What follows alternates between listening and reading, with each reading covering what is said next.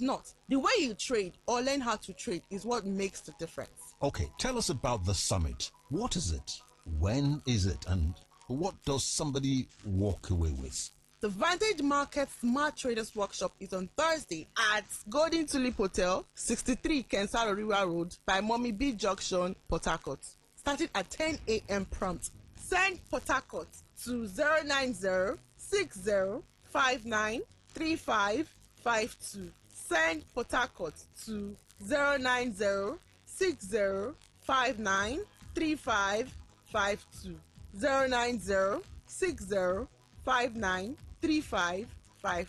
and it's free for a reason. I'll be transparent about it. Vantage earns when traders trade well over time. Educated and profitable traders are good for our business, so we'll rather train you properly than have you blow an account in 2 weeks and disappear. What you walk away with: number 1, a full 8-session beginner to advanced bootcamp lifetime access. Number 2, a one-on-one mentorship slot with a senior trader from our Dubai office. Number 3, a trading journal template. Number 4, our indicators that are normally only available to funded clients. 5, access to our trade portal that is powered by TradingView. If you are an advanced trader, you know what TradingView is. And 6, a guided demo account walkthrough so you can practice with virtual money before you risk real money.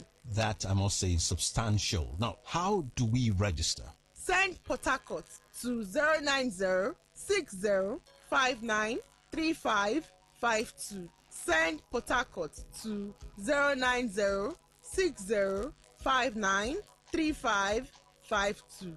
09060593552. We will respond with your confirmation and the venue details. One more time for people who are, for instance, driving right now and can't write it down. Send Port Harcourt to 09060593552. Send Port Harcourt to 09060593552. 09060593552. Amal, last word. What do you say to the listener who is still skeptical, who's heard 100 of these and is thinking, I'll pass? Okay, my last word for you is come skeptical. I mean that. Bring your questions. Bring the receipts from other platforms that have wronged you. Bring the cousin who lost money. We would rather you walk in doubting and walk out informed than not show up at all. The summit is free. The worst case is you spend your Thursday morning learning something. The best case is you start something that pays your rent next year. And that's Amal from Vantage Market. Thank you for joining us. Thank you, Godwin. Listeners, Thursday, 10 a.m. at Golden Tulip Hotel, 63 Kensal-Oriwa Road by Mommy B Junction, Port Harcourt. Send Port Harcourt to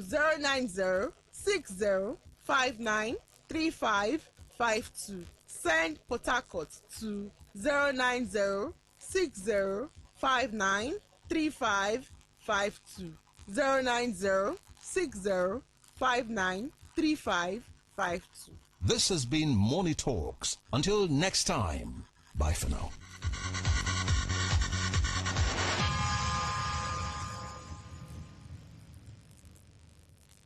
And that was a paid infomercial. Tune in for a journey beyond the ordinary. Fasten your seatbelts. We are not just a station, we are the station. Today, 95.1 FM, the voice of the people. All right, good morning again. Thank you for staying with us. Let's continue the show this morning. I was reading some messages earlier. I'll read a few more, and then we get set to get into the issues. All right, now that Governor Fubara has officially embraced the Rainbow Coalition and endorsed Okechinda in open, all Governor Fubara supporters should also go to their wards and their LGAs and do same. That's how we roll, Hector. Be like son of the mocker. Fubara saying he has gone back to his family and the Rainbow Coalition. What a confused politician without bearing. Does he still think he has relevance before Rivers people? Capital no. He can never be trusted for any reason again. Man of double standards speaks on both sides of his mouth. Michael Sunday. A reaction. Okay, thank you. Indeed, there was a governor called Sim Fubara. He said he was a very weak governor who had deliberately betrayed Rivers people. As we speak today, even his ancestors, okay, you don't do. Comrade Dodo, you do. Good morning, Kelly and the guest, Gift Joseph. Governor Sim Fubara announcing support for Tinubu is of no use to me. The letter they claim is from Trump is all fake. Finally, Hope Uzodinma is now the spokesman of the 5 governors of the Southeast. You should pack one side. All right, thank you. So, Nigerian Christians actually thought that Trump was coming to save them. They should know that since the abduction of Venezuelan president, they have taken $13 billion from the country, and they've given the country only $650 million. And that's from Woji. That's your contribution. Governor Fubara took the right decision by supporting Chinda, and Tinubu. Good leaders can fall many times. It doesn't matter. But did you rise up is what matters the most. A lot of people will not understand. Indubueze, that's your contribution. Thank you. Aid to FCT Minister. This is a long one. Not sure what you're reacting to. Legal notice 225, force, so on, so on. He said aid to FCT Minister should face the law, but funny country like Nigeria, even the judge has seen that he's guilty of the database law. Okay, what's your name? Look for your name. I'm not going to read all of this. This is you didn't put your name there, so let's give it. Huh? Thank you. Phil from Port Harcourt.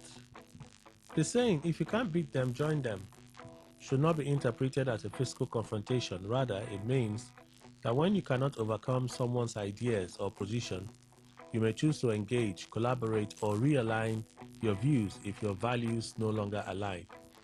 I was once one of the strongest supporters of the governor. However, over time, I decided to move in a different direction because I believe in the strength of my own ideas and my ability to contribute positively. That is why, this is why I have chosen not to align with this coalition at this time. My decision is based on differences in vision and principles, not personal issues. I respect everyone involved and believe that healthy discussions and diverse opinions are important for progress. Fields, thank you. NAFDAC begins nationwide mop-up of banned sachet PET bottles and that. It's a good step. Let the enforcement by NAFDAC go to local markets. Not long ago, they discovered a factory at which mile access? Which of the mile now? People are currently battling with organ failure as a result of the consumption of sachet and bottled alcoholic drink. NAFDAC should be proactive and do the needful. Wanate Clinton West, that is your contribution. Okay, I think we've read most of the messages via the WhatsApp channel.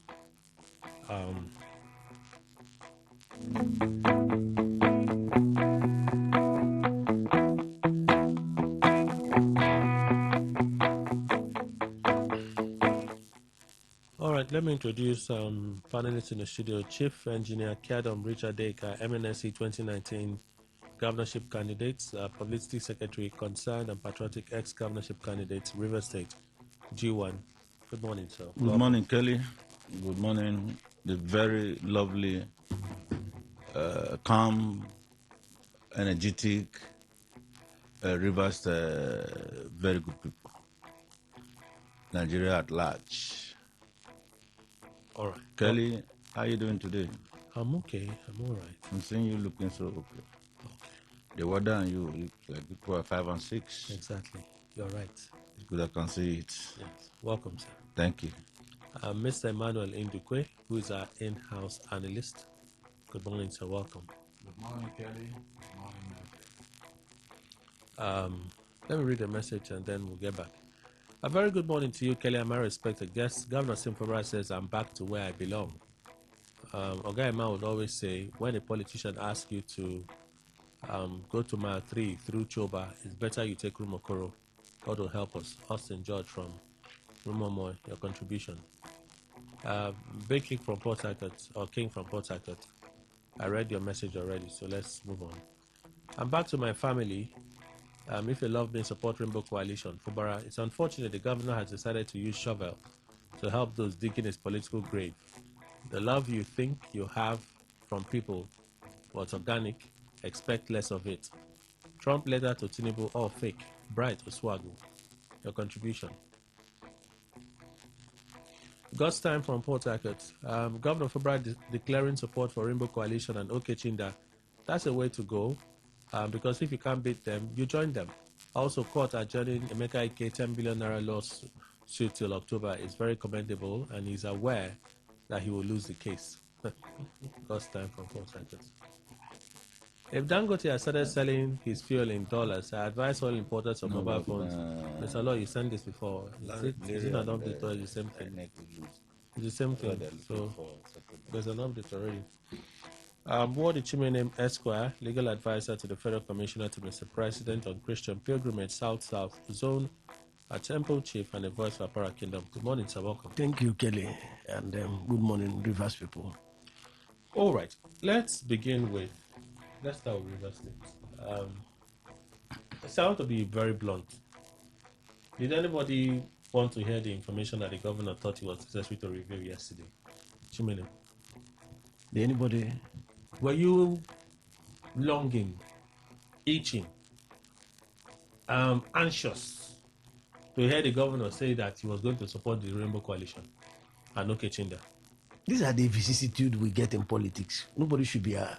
We are not surprised.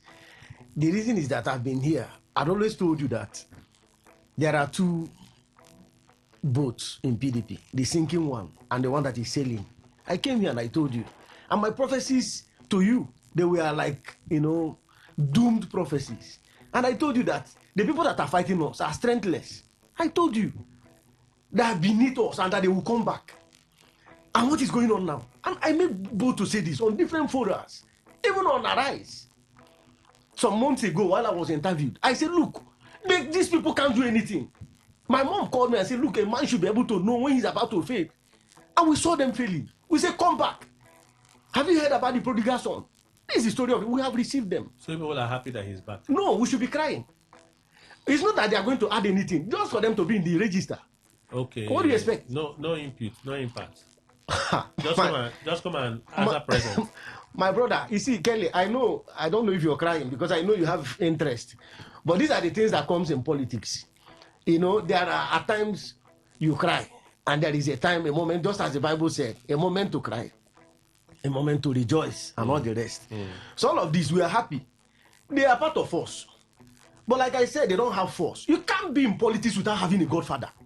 And I make bold to say this. Those that are sending text messages are not politicians. These are social media politicians who don't even have voters card.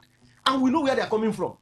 These are proteges of P2B. They should know that the re-election 2027, the re-election will manifest. So many people they're already falling and failing. I told people that the governor will come back. He has done what he has spread his tentacles. It's like a man you're fighting Dimba. In Equator, there's what we call Dimba. Somebody whom you cannot even put his back on the ground. Wike is Dimba. God has made him a political Dimba. And this is not the first time we are seeing gladiators in politics. God has made Wike and said, look, in politics you will succeed. There's a school I'm attending now. There are those that are, specialists in what they do. Have a man, whichever way you want to bring it, mathematics, he's ready to solve it. Financially, he's failing. That's not his call. He can solve maths, he can do so much, very well in maths. But when you bring him to the other side, he will fail. So I'm not saying that the followers of Fubara, you can see some of them were shouting, calling me all kinds of names some months back. And I know they had fathers and that they are going to come back. We are going to baptize them and tell them what to do, because they will queue up from the back. Okay. Because for those of us who have persevered, we are there and we say we are not going to be moved. The likes of Deka that is seated here, he came here with encyclopedia, although he's aware of he's used to failing election, but he knows. I told him in secret, I said, please come back, you're my brother. Where you're going to is the worst wilderness. See, I'm not surprised. The governor is not a politician. I have been in politics in PDP for quite some years. And I know what it takes. You have to be loyal. Okay. Loyalty is your rank in politics. In other words, you're not surprised now. It was only bound to happen. Kelly, you are a journalist. Have you not seen the body language? That there was nothing there. Who are the movers there? Okay. We have gone to court, we won them. They went to this, we won them. With their bullets and everything. We went to president, we won them. They said they were not the people that signed, they were forced to sign. We came from court, we won all the... Look, let me stand up for Wike. There is a way God has... You see, there are people that are shining lights in politics. So for us, we are still in Wikematic school. We welcome them, but we are going to baptize them. Engineer Dekai, did you need that information? Do you think that information was necessary? That need what? Kelly, I don't know what he said, if I need or never needed. Well, silence them. Everybody has his own way of doing things. Everybody is also entitled to his own opinion. The governor have said a word. I carefully listened to what he said. There are 3 or 4 segments I pick up from what he said. He's going to support the coalition candidate and coalition party. Today And, you're talking small. You can't shout again. And his personal support for Kitchen. That's his personal support. And that's just the governor of River State. Well, he said those that love him See, should equally support I'm coming there. the coalition. I'm coming there. He have said he is personally going to support that. Mm-hmm. And he now make, in fact, was he appealing to who? He supporters. He said those who believe in him. Don't you believe in him anymore? He said those who believe in him. Don't you believe in him anymore? The Bible said those who believe in God, those who believe in me, are the righteous. Yeah. So at this point, those who believe in the governor will toe the line of if they want to. That's what I want. That is the difference. Why are you extricating No, yourself? Kelly. I said those who believe in the governor will toe the line of what he has said. But as it stands today, the state is as open. Every individual has his ability to contest or to compete or to contend with the situations. But for him, he said, for me alone, I've returned back to where my house. There was no outside the house before. He has a master. He wasn't outside any house. He was not outside. He was not outside. So it was only being funny to the situations. He has a master who brought him. Okay. Now people now know that there is a master. No, see. To all fairness, no problem. To all fairness, to what we see and we know. Okay. He came from somewhere. Okay. He's not a politician. He's a very distinct civil servant, and he wants to be overnight. So, for him now to come say, "I've gone back to my family," you were your family. If you try to derail or somebody try to derail you, that's not the problem for anybody. But as far as the state is concerned, our concern is about the state. Which state? Our concern is about our state, our dear River State. God.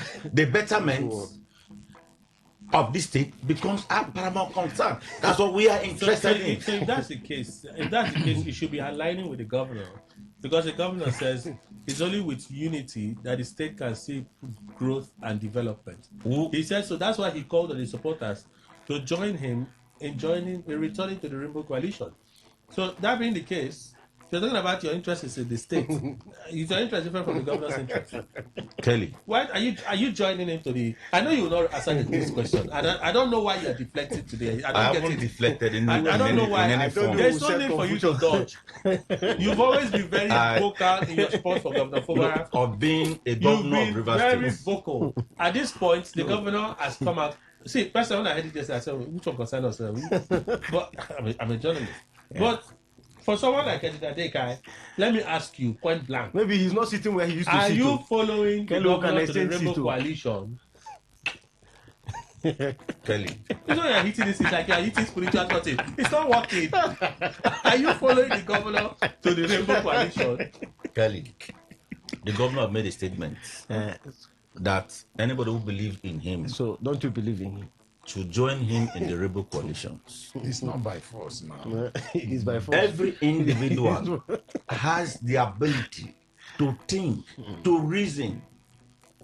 to the directions of where he or she thinks is okay with him. So from your thinking and reasoning. But as it stands today, the governor has made a statement that he has returned back to his There's no need his to be house. repeating what the governor said. We know what the governor said. And that is his talked own about it. affair. So, but it's not calling on those who believe in him. We have ones. How do you rate that statement? How do you rate Governor Fubra's statement? Is it a statement coming from a strong man that realizes that it's time for me to align with my former principal and let's redirect the state?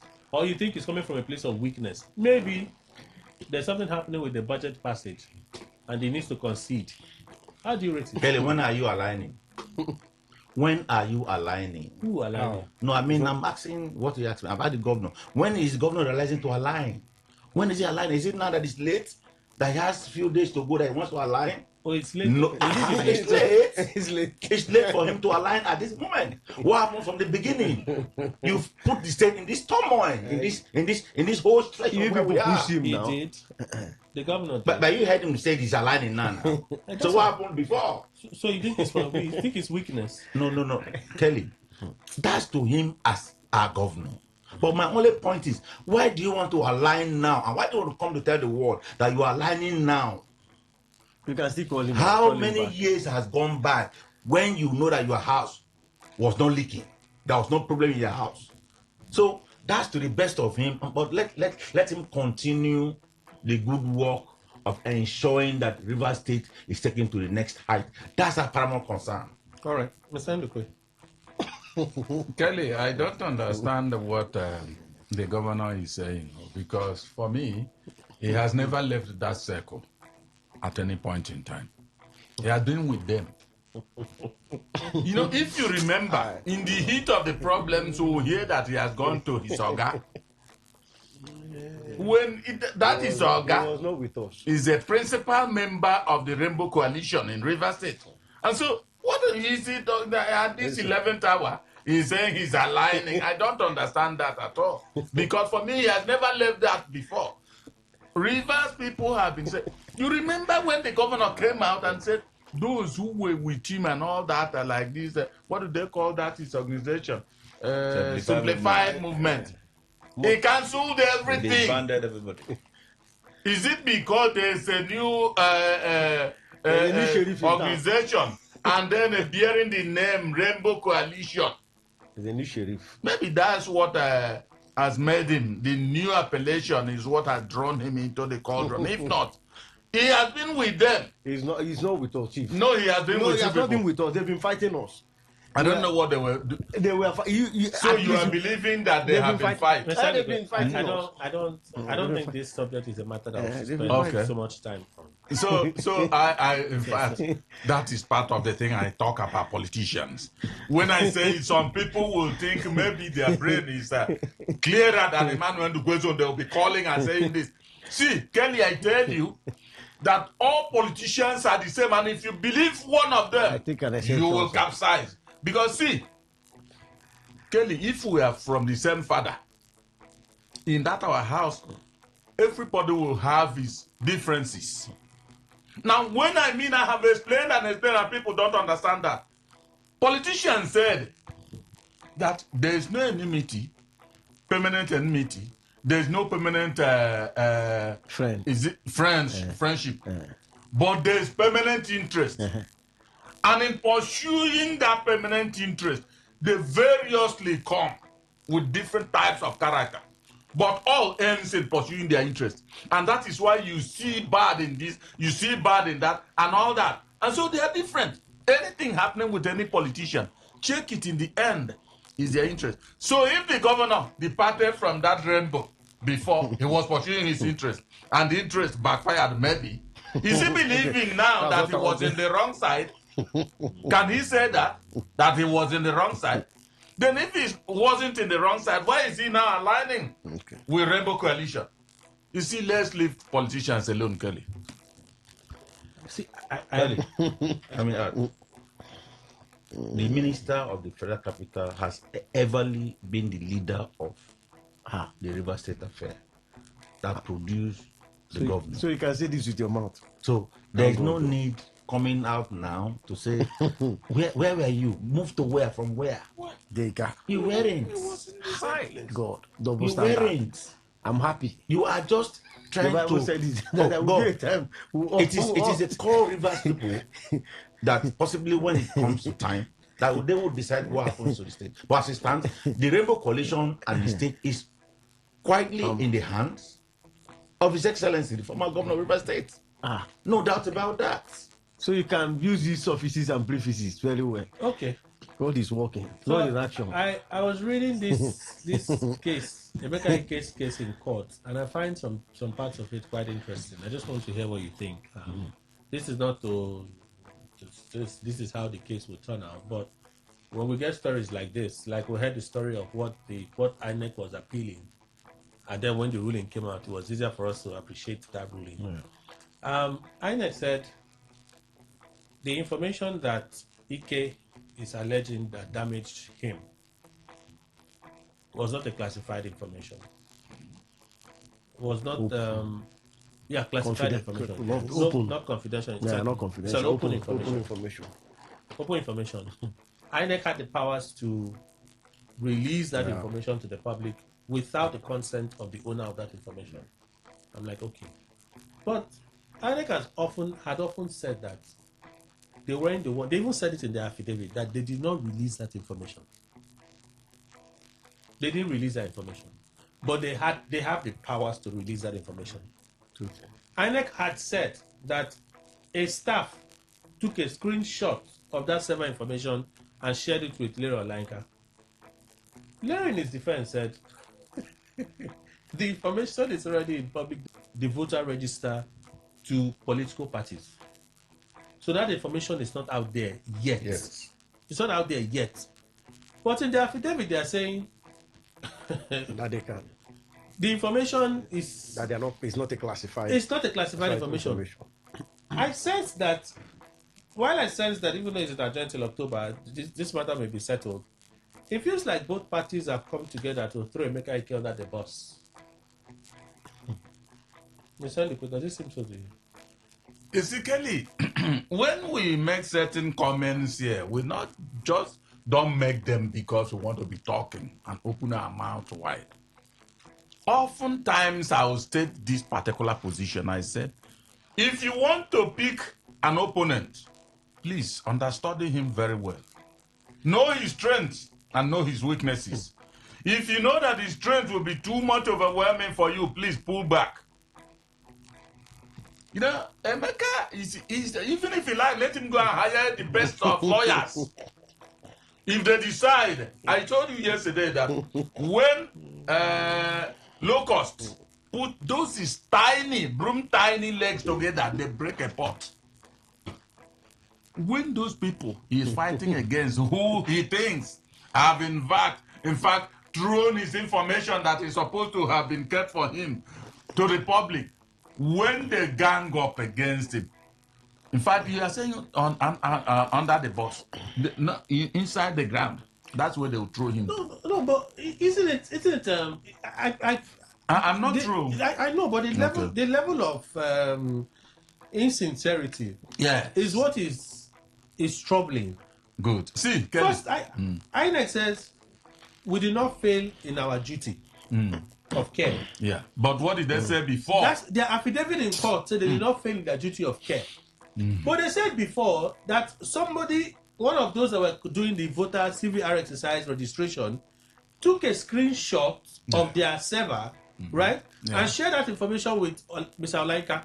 They said so. They said so. In other words, trying to exonerate the institution. They said so. They said they were also going to check their own levels. We had a conversation in the studio. I insisted that, they're even getting the police to be involved in that investigation to ensure that the culprits face justice. Thank you very much. Now you get to court and Emeka Ike is saying, you people failed to protect me. They're not coming back to say, no, the information you're even talking about said there's something classified about that information. It's open information and we have the power to release it. But you did not release it. For the fact that you did not release it, and Olanka was the one that released it, you failed in your duty of care to Emeka Ike. Isn't that the case? No, it is the case, Kelly. But I am telling you that in this country called Nigeria, I think is the name of our country, Nigeria. No, that is it. That is Good. the name. Kelly, you cannot rely on what is correct. Something that is correct can change to be incorrect in Nigeria. Look, tell me, INEC, when has INEC stopped being in custody of people and then saying, no, this information is for that particular person? And if INEC is doing so and releasing it by itself officially, yes, that's his job. That's a different thing. Good. But you are saying that it was somebody, a staff. Now, at that time, the thing implicated the staff. Who knows exactly what may have happened? Now, INEC is coming out, stoutly in support of that staff. It's no longer against the staff. And again, it is true what they said, that it wasn't a classified information. This is not what they said before. No, that's what I'm saying now. That's what they say now. If we look at it with that eye, it's very correct. But what did they say before? Does it not implicate them? And I'm telling you that even if the whole judiciary, if they come up, all of them look at that and then listen very well, bring everything. It would implicate them again. That is Nigeria. I don't know this kind of country. So if there were any way you were passing by, you saw a man went to and said, "Oga, advise me," I would have advised you to leave that thing. It didn't do any damage to you at all. You are still a Mekike. Mr. Wadi. He that must allege must also prove. The principle is very clear. At this point, the Mekike has gone to court. This is also a civil and criminal matter. Criminal matter in the sense the person that went and disclosed this information took it from the server, who is a worker Of INEC. Is criminal in nature, and he ought to have been questioned. INEC we heard that he was questioned. Okay, INEC should have arrested him. It does not matter. But this is where the principle of ministerial responsibility comes in. He works there. He has a duty to be protected, and he also has a duty not to disclose. INEC said it's not classified. INEC should have ensured that whatever that is on that server should have been clandestine, kept secret until pending, whether it is in public domain. But as at when that thing was released, has everybody's name been released to the public? No.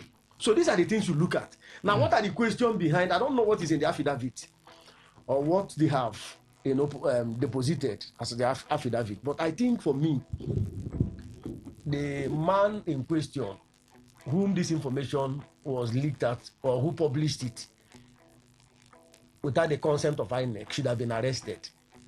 Then secondly, INEC has said it is in public domain. That is another question that is left unanswered. The court can decide to say, look, Emeka Ike, we don't see any damage. The court can decide to come out with a different judgment. Then secondly, in the hastiness of Emeka Ike, Emeka would have said, maybe he's a wise counsel, because at this point, what do you expect? Olayinka, I don't know what he has said here. He said this thing is in public domain. He got it from the public. So he did not get it from the public. From the man. Individual. From individual. Yes. Thank you very much. This is where the problem now comes in.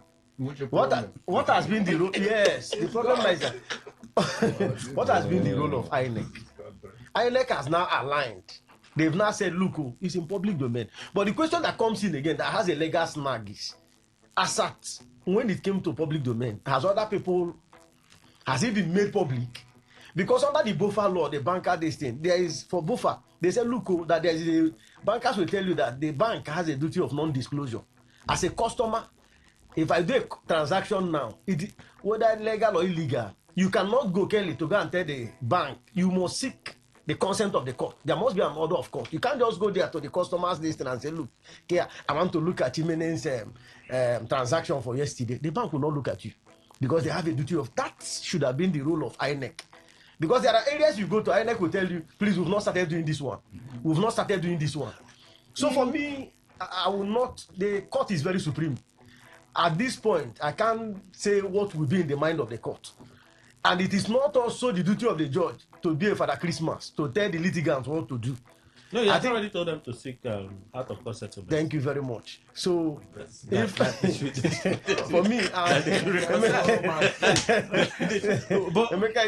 but the denial coming from INEC, that's one that is startling for me. Like, INEC has every right. They have every right to deny. No, they have every right to make their position clear, and their position is that it's in public domain, and they have a duty to protect their department.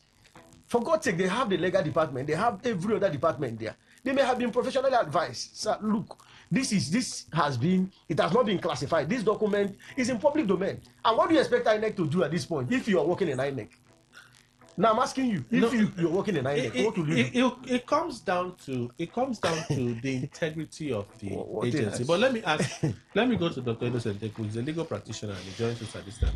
Doctor, welcome. Thank you. No, too much. Let me go and marry the number.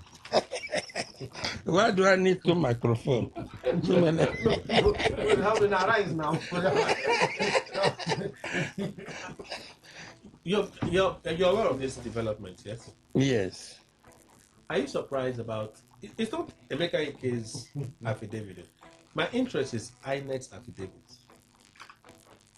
Now they say it's not a special information. Okay, it's not special, right?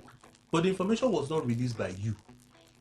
You who has the authority to release that information, the information was not released by you. And they also said so. That yes, we have the authority as far as this matter is concerned, right? But this one, the online card, did not come from us.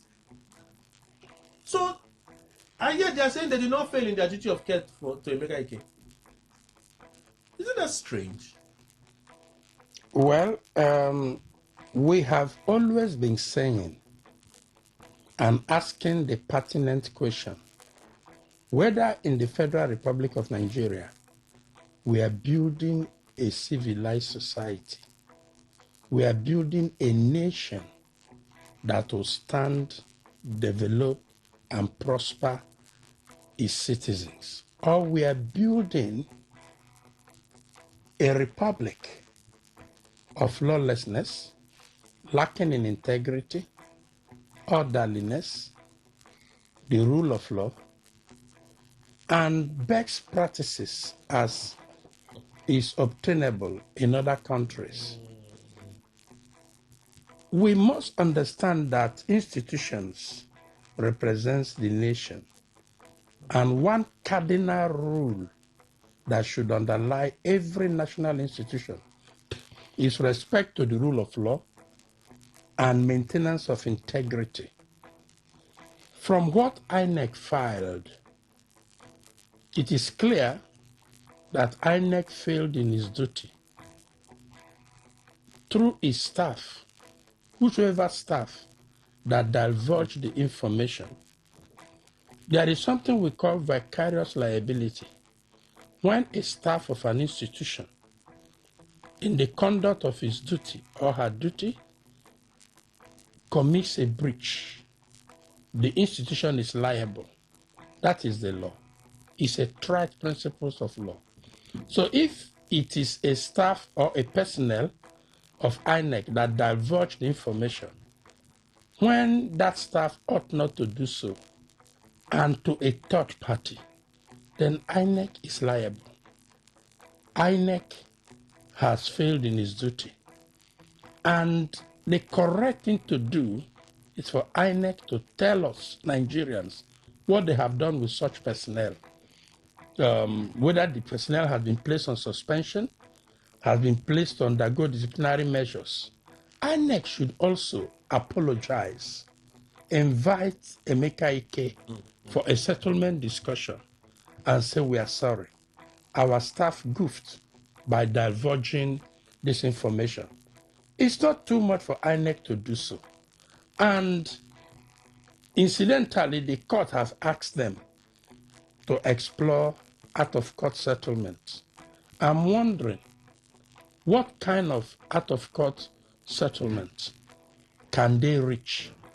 But in this play, what of the person that published the information, the Olayinka of a man, that disseminated the information, made commentary on it, and use it to derogate the person of Emeka Ike, the court must find a way to reprimand parties within the realm of their excesses and liability.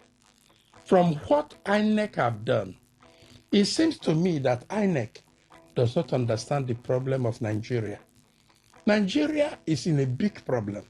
We are a nation without integrity, a nation without conscience, a nation where institutions and officers do things that they know are clearly illegal and damn the consequences. I think that it is time for us to work on the integrity of our nation, both on institution, government official, and citizens, learning to build in a civilized society where rights of all parties will be respected, where rule of law will be followed, where nobody is placed above the law. That is the cardinal problem of Nigeria. But I'd like to ask you, I know I am seriously troubled by this, but if someone is representing a company in a case of criminal liability, they are not supposed to go there and say, "My lord, we are guilty." Right? They are not supposed to go to court and say, "My lord, we are guilty." They are going to look for loopholes within the law to wriggle themselves out of it. Yes. Isn't that possible? It's possible. Possibly what INEC is doing here.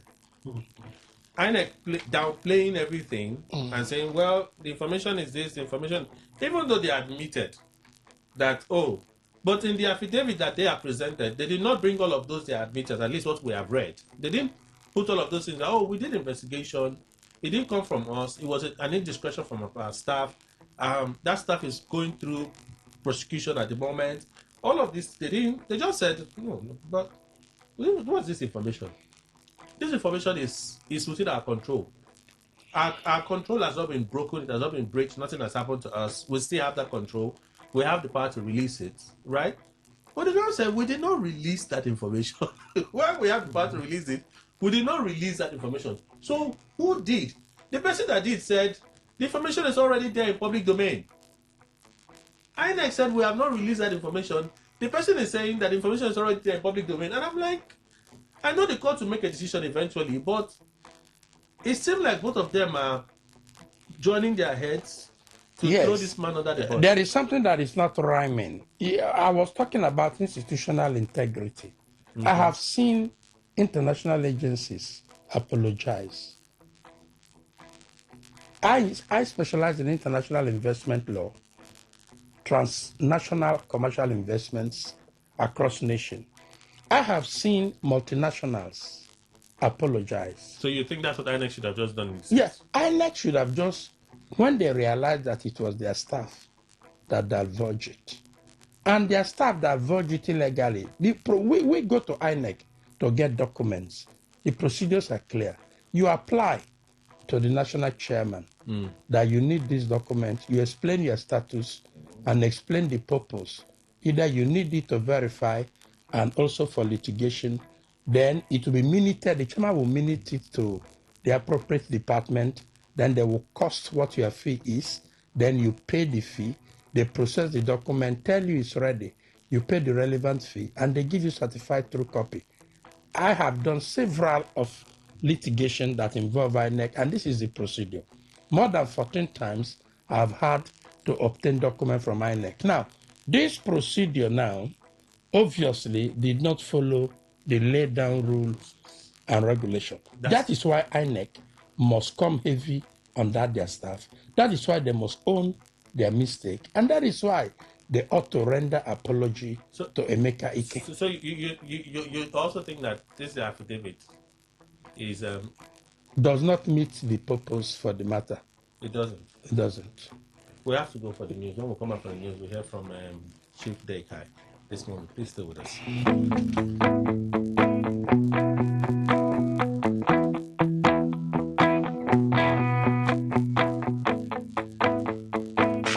Unleash the power of the airwaves with the ultimate radio experience. Tune in to Today 95.1 FM, the voice of the people. Don't just listen, immerse yourself. That is 100% true. Today, 95.1 FM, Port Harcourt. News update.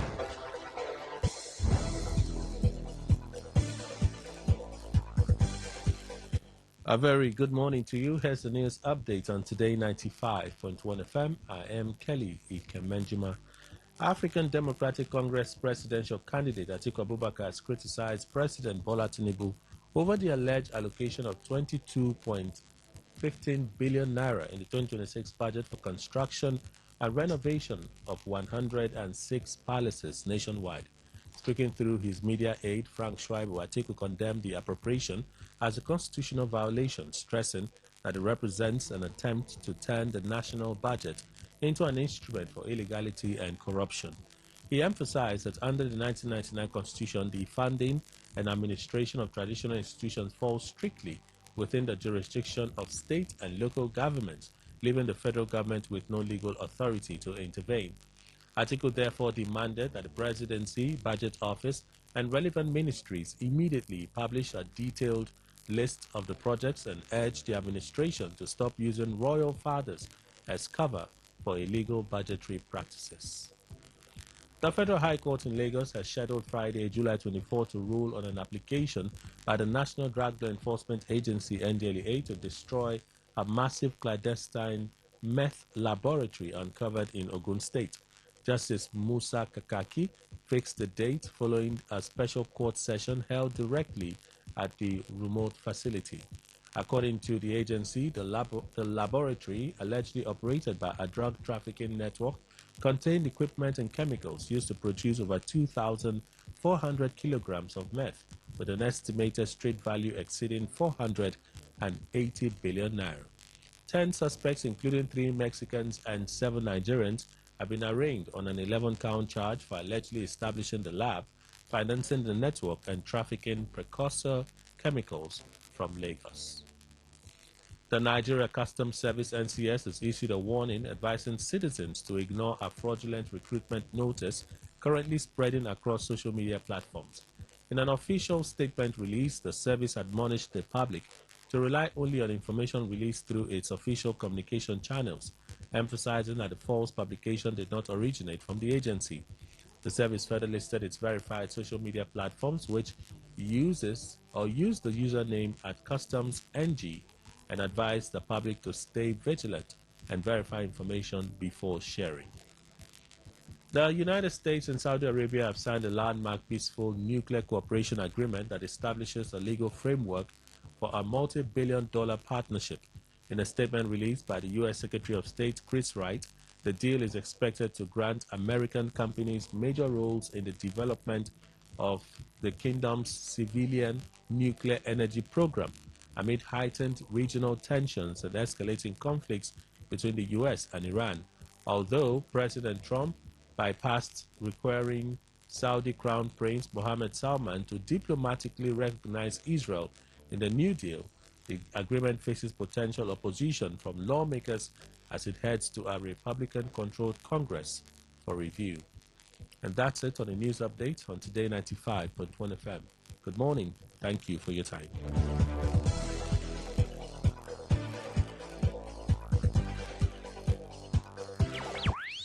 Tune in for a journey beyond the ordinary. Fasten your seatbelt. We are not just a station, we are the station. Today, 95.1 FM, the voice of the people. All right, let's continue our conversation. Let me go to Adinadekai. Are you surprised that INEC is giving this kind of affidavit in court? Kelly, I'm not only surprised, but I wonder what they are doing. Double standard in the highest order. You want them to be liable. Speaking from all sides of their mouths. Kelly, look at what did Olayinka released. Information containing details of Ike, including births, dates, marital status, and all other information. It was in circulations. And INEC is saying they can only release the name and this. If you look at what is happening, where are they running to hide? I talked about it the last time and I said it was as bad as Olayinka going to the extent of which he did to publish someone's information, privacy. And today, INEC is running from pillar to pole. And why did the court, the judge, ask them to go back for settlements? There's a whole lot of things revolving in this matter. Why did you ask people to go and settle? Did they tell you, did they write to you that they want to go and settle? Like you read, the case lawyer was trying to establish his case. And suddenly, INEC and Ike are boxing themselves together to do what? And like boxing themselves together to deal with Ike. Because they are aware that their staff who did that was wrong in the first instance. Has he been disciplined? Has he been called? They handed him over to police for investigation. What is the outcome of that investigation? Kelly, there's a whole lot of things there's not been mashed together in these whole situations. INEC is hiding a lot of things. They don't want to let Nigerians know.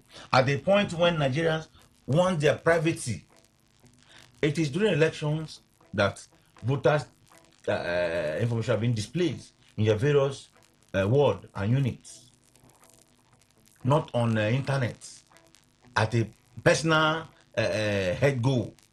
So INEC is not being sincere in all that is happening. And I think and I feel it should come clean. But the aspect of the judge asking people to go back and settle is what is also being curious. I'm being curious about. They should go back and rub their minds. Ike is demanding so billions, an apology. Are they going to come up to tell us that they have done that? They can only say, okay, they've settled. What were the terms of settlement? So as to avert the next time of such occurrences. So it never add up at all. It's not adding up. INEC should be able to do more better than this. Okay, I think we should just leave this matter and wait to see how it will be resolved. But there is a key problem of courts being shy away from when a matter affects the federal government and federal agencies. We have seen some courts very shy in applying the law, either for fear or cowardness or culpability. Because if the judges are people who have skeletons in their cupboard and cannot stand straight, they cow down and will not be able to reprimand the federal government or the federal agencies. We have seen cases where federal agencies will tell deliberate lie, and people who go to challenge them in order to show that that lie is injurious to the society, courts will quickly say, go for settlement, because they are afraid they might not have the courage to rule that the federal government erred or the federal agency erred. You can see what is happening with NNPC. You can see summoning the group MD of the NNPC or the former. You can see how Herculean it is. He's a citizen above civil procedures of the country. When they say resources of the state you presided over, come and tell us how everything happened. And the person is in Nigeria, feels above the law. And the police is shy to go to him, pick him up, and bring him to the Senate. The DSS is shy. This shyness is killing the country. It's setting out certain citizens as above the law, and they are the people that are breaking the law. All right. Is it unpatriotic and unconscionable for Atiku lobbying group to gather files from the Department of Justice in the U.S. to intimate the Trump administration on the alleged forfeiture forfeiture of some funds linked to President Bola Tinubu.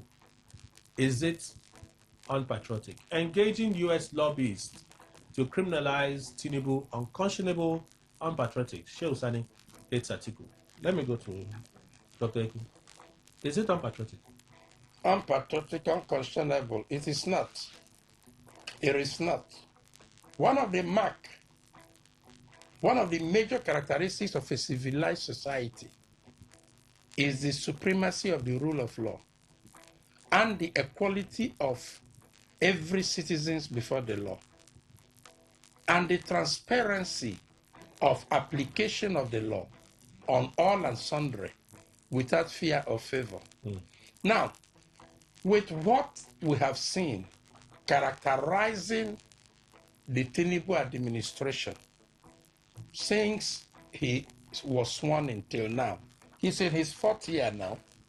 The third year has completed in May, and he is now in his fourth year.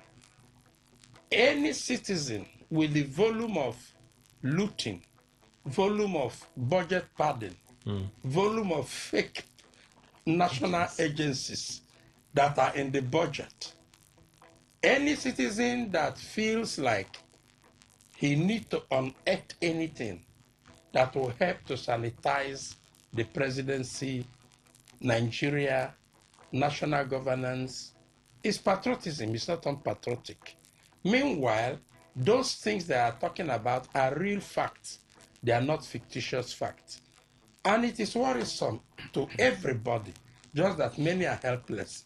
Because this recent submission that Tinubu made to INEC, the recent one for the 2027 election, in spite of all the cases that happened in the US, all the trials that were instituted in the court, the most recent trials, Tinubu still submitted that secondary school certificate that did not come into existence until 7 years after he had graduated from there.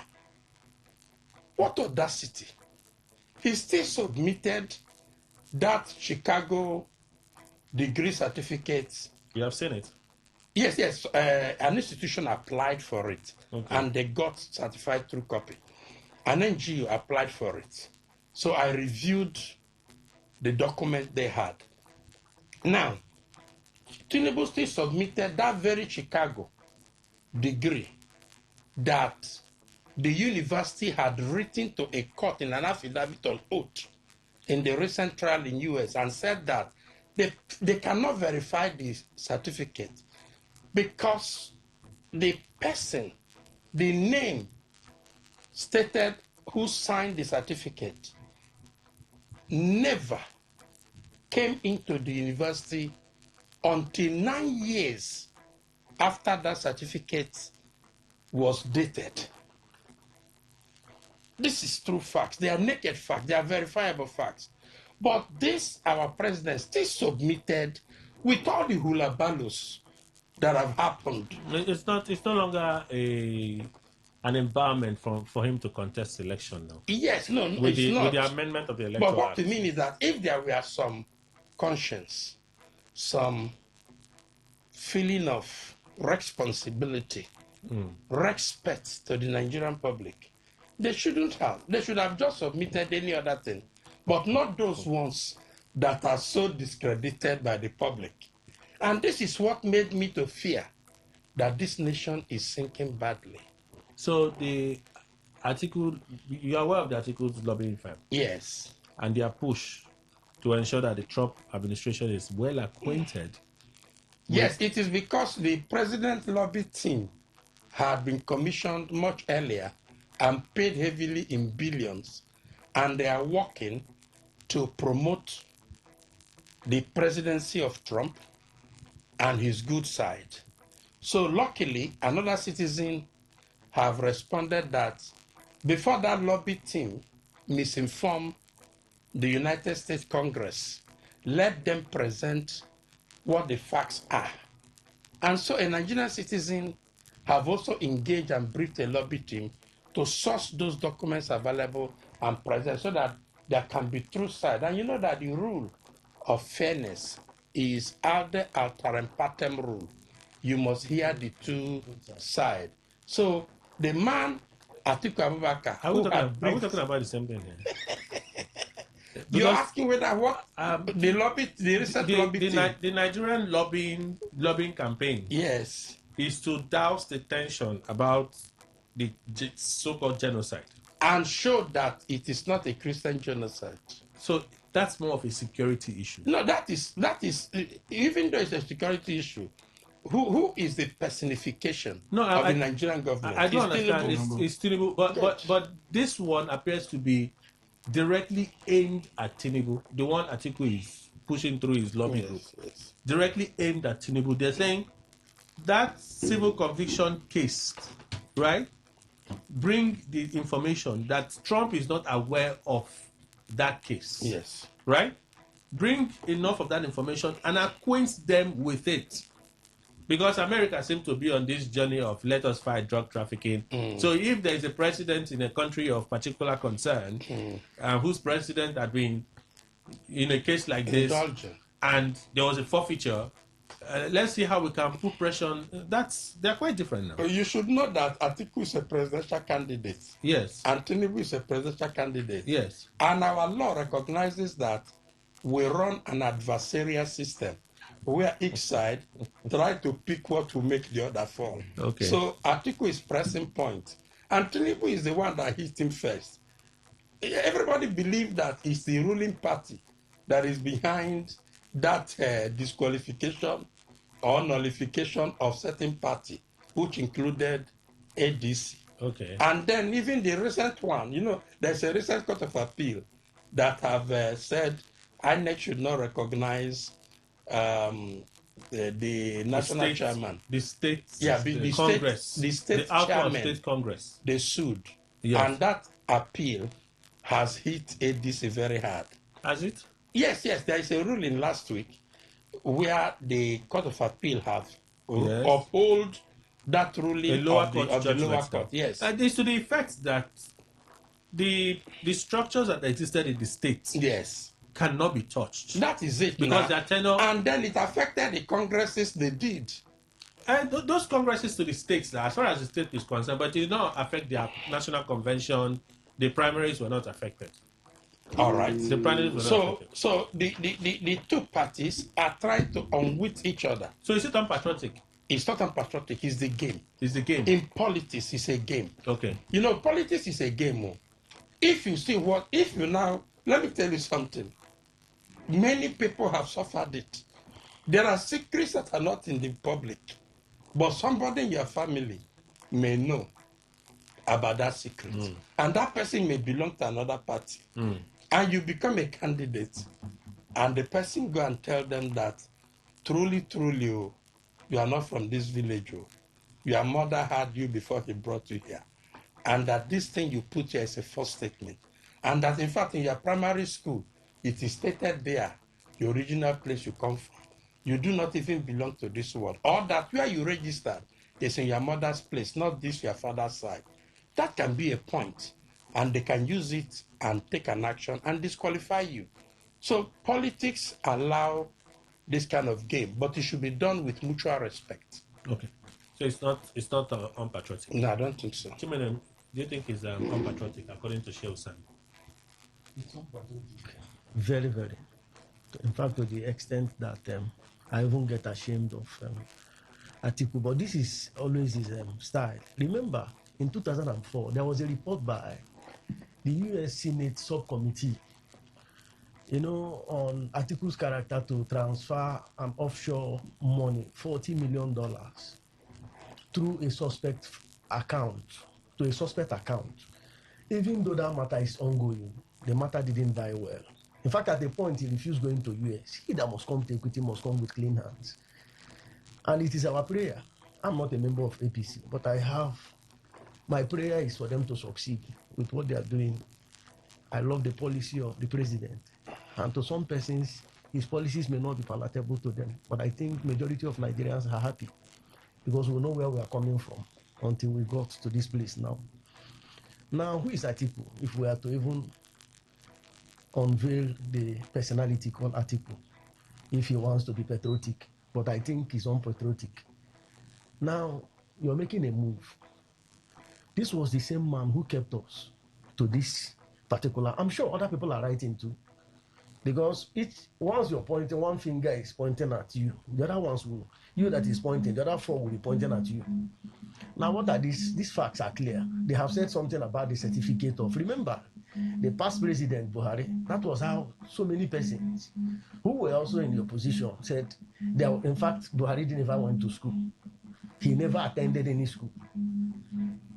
And why those of us who attended could not even make it meritoriously or even contest. The man contested through the electoral process, and he was certified. Of course, for you to be a president, you must present your certificate, and there are procedures. And I'm sure those procedures were certified. He won the election outrightly, and he became a president. Nigerians, some Nigerians, not all of us, because I'm a Nigerian, came up with the allegation that he never had any result. In fact, up till now.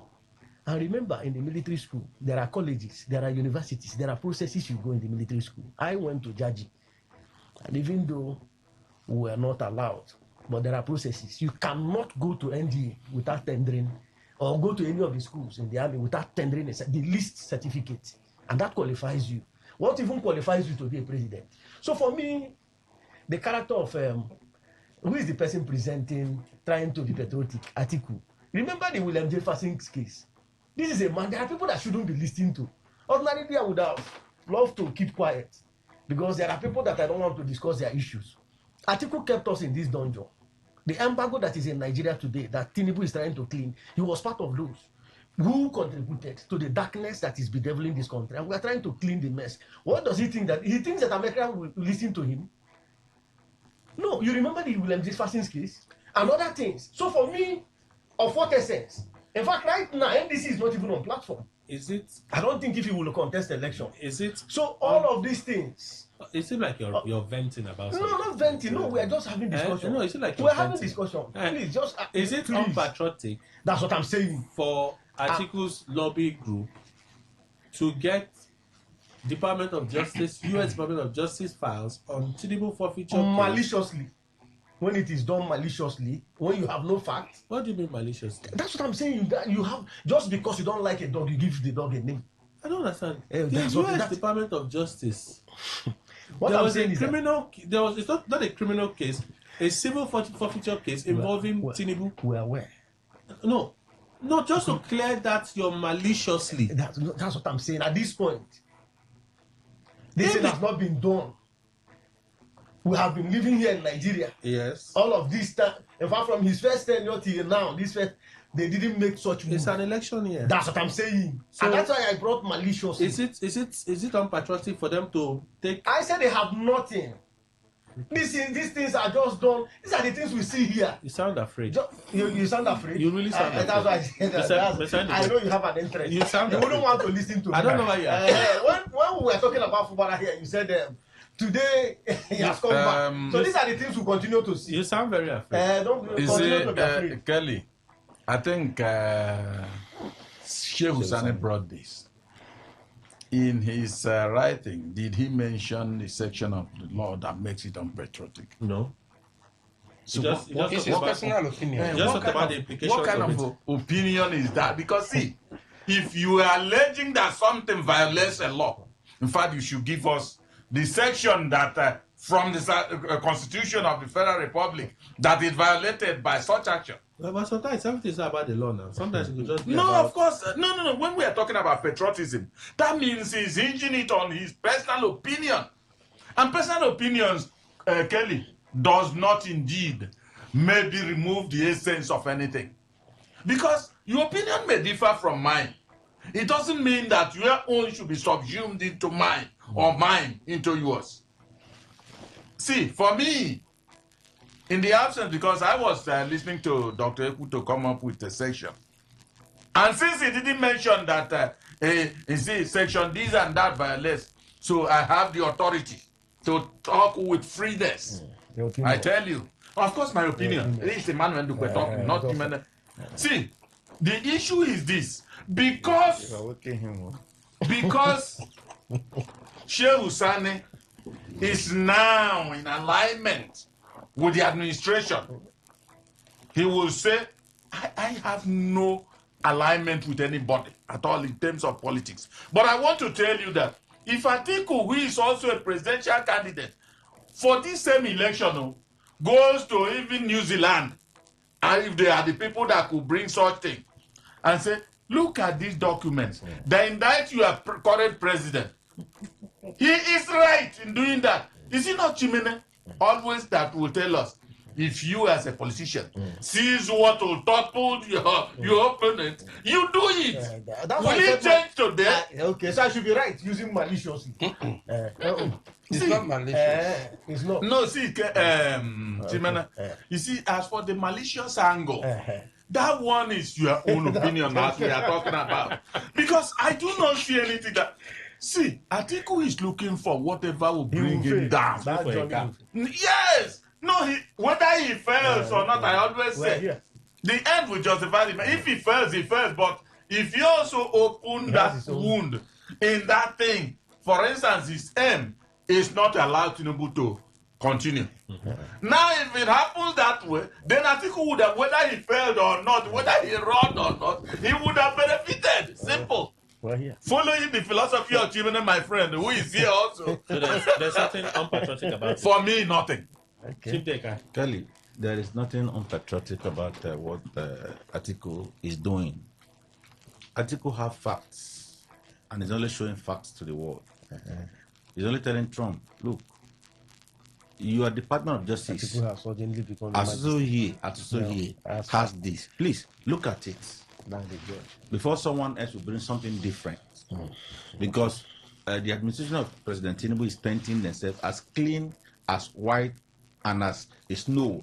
But Atiku said, look, Trump and the Congress, look at these certain documents in your own country. So there's nothing on, but in fact, he's doing the country very good by ensuring that the right thing is being done. When he has a look in his eyes. By ensuring that he follows the... In fact, Atiku have the heart of Nigeria at his own bosom, that he wants things to be done rightly. And he's only telling the world, look, Trump, as so here, there was a official case that involved President Tinubu. Look at it. Do you have that record? Your own department have the record. So it's only circulating what is already in existence for the viewers and for the understanding of the Trump and his administration. So he hasn't done anything bad. No problem. Nothing patriotic. He hasn't done anything. In fact, he's a patriotic person to ensure that his country is sanitized. So the letter yesterday, for me very highly suspicious letter that the president there was no letter like that released that Trump sent to Tinubu. The start of that letter, from what Bayo even posted, seemed like a Trump reply to a letter from Tinubu. So it's like Tinubu wrote to Trump and Trump replied that letter. That's the start. The way it started. Is it what he said? Yeah, that's his quote. Trump's letter. No, it's Trump reply to their from their own. It seemed like a letter. Reply from Trump. From the previous letter they wrote to Tinubu. But they made it seem like Trump just stayed and wrote Nigeria. I read from Bayo's release, right? I don't even want to get into exactly. So this is Bayo's release. Thank you for your thoughtful letter. Right? Your kind words mean a great deal to me. That's how the letter started. Yeah, it means that there was a It means that they wrote. Yes, it's a response. So it's not like Trump stayed and wrote Tinubu. They had written, and then Trump replied. So this reply is what they are celebrating as victory. I'm wondering about it. Of Trump celebrating the administration as a good administration. I don't want to put everything out there, but in the same days, this letter is dated July 6th. They didn't release it then. And today is July 24th. They didn't release it then, though. July 6th was what this letter is dated. They've been busy. They did okay. They've been busy. They've been busy working for the The nation. same week. So it doesn't. No, I mean, The same they've week. been busy. So why should they later take a whole? No.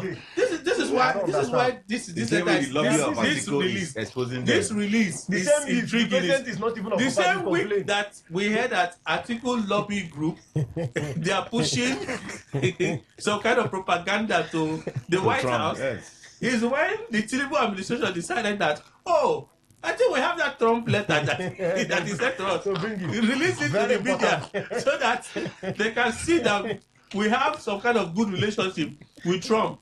I'm like, is this necessary? Very necessary. Very necessary. Very necessary. In the same America, today that they want to celebrate as having a good relationship with.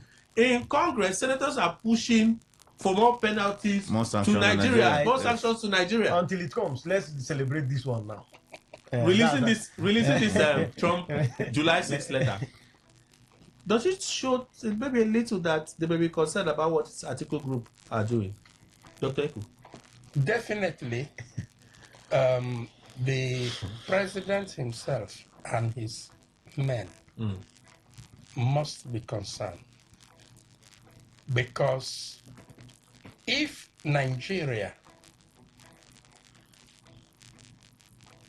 if we were a country that respects rule of law and respect the provisions of our constitution and extant law, truly, Tinubu will not have had the mind, the conscience to say he wants a second term. He would have just done this term and go in peace and be a statesman. But because we are a people that the institutions are corrupt and they are hijacked by a gang of citizens who see themselves as Lord and does not want the rule of law to take its course. And that is why we are like a subdued generation.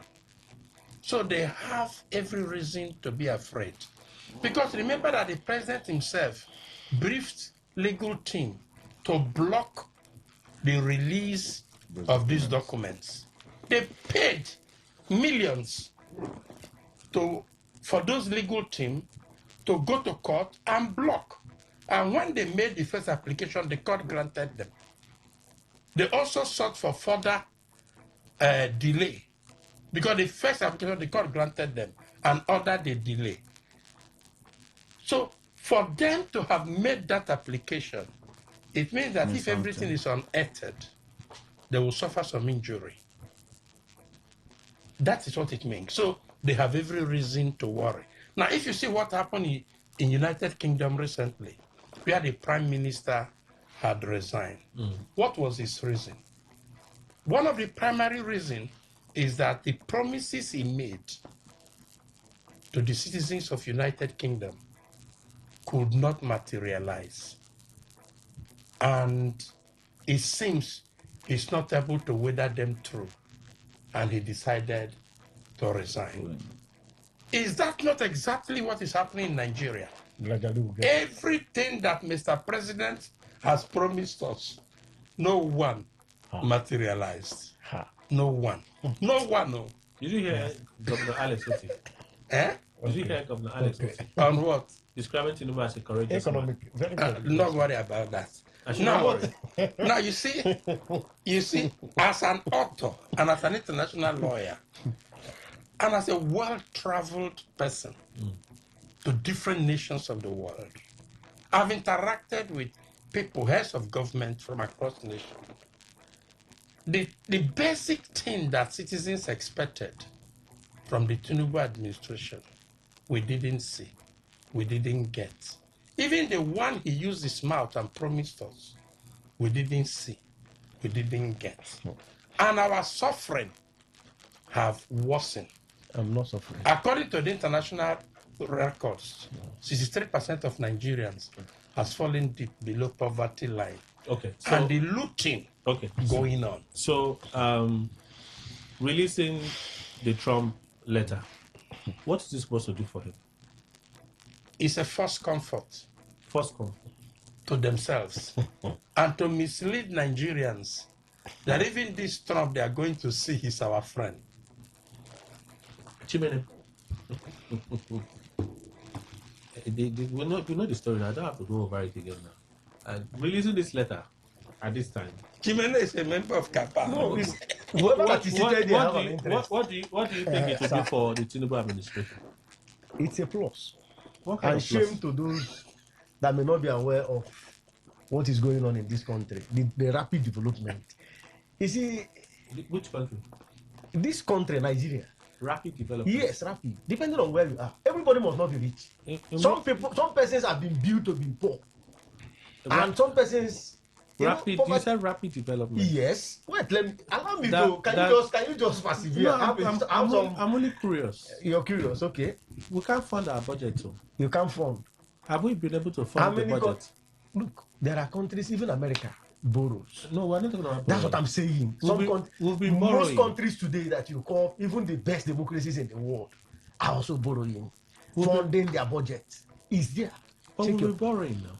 We can't fund our budget. There is no country that does not borrow. And there is no country that does not borrow to budget. No, that's not what I'm saying. Please, I'm just telling you. No, that's what I've researched so far. You said there's massive development. Massive going on. Which sector? And I asked where? In River State and other states. In River State and other states. And you just said something about OT here. You see, you don't probate and reprobate. No, please, you just said something here. Governors are testifying. Please, I live in River State. Depending on where you are, sir. Everybody must not. Depending on where you are, okay. Because once you have a mindset of opposition mindset, you won't see that development.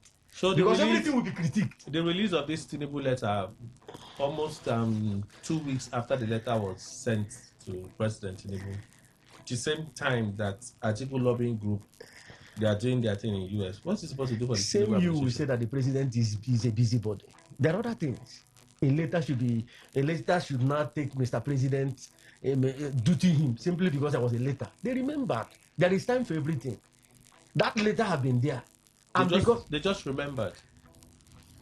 See, they have sent a letter. And because the Atiku group is being overzealous, trying to dent the image, the good policies of Mr. President. They said, let us remind them and remind Nigerians, some fellow Nigerians who are saying we are not doing anything, that we have been applauded and we have been applauded.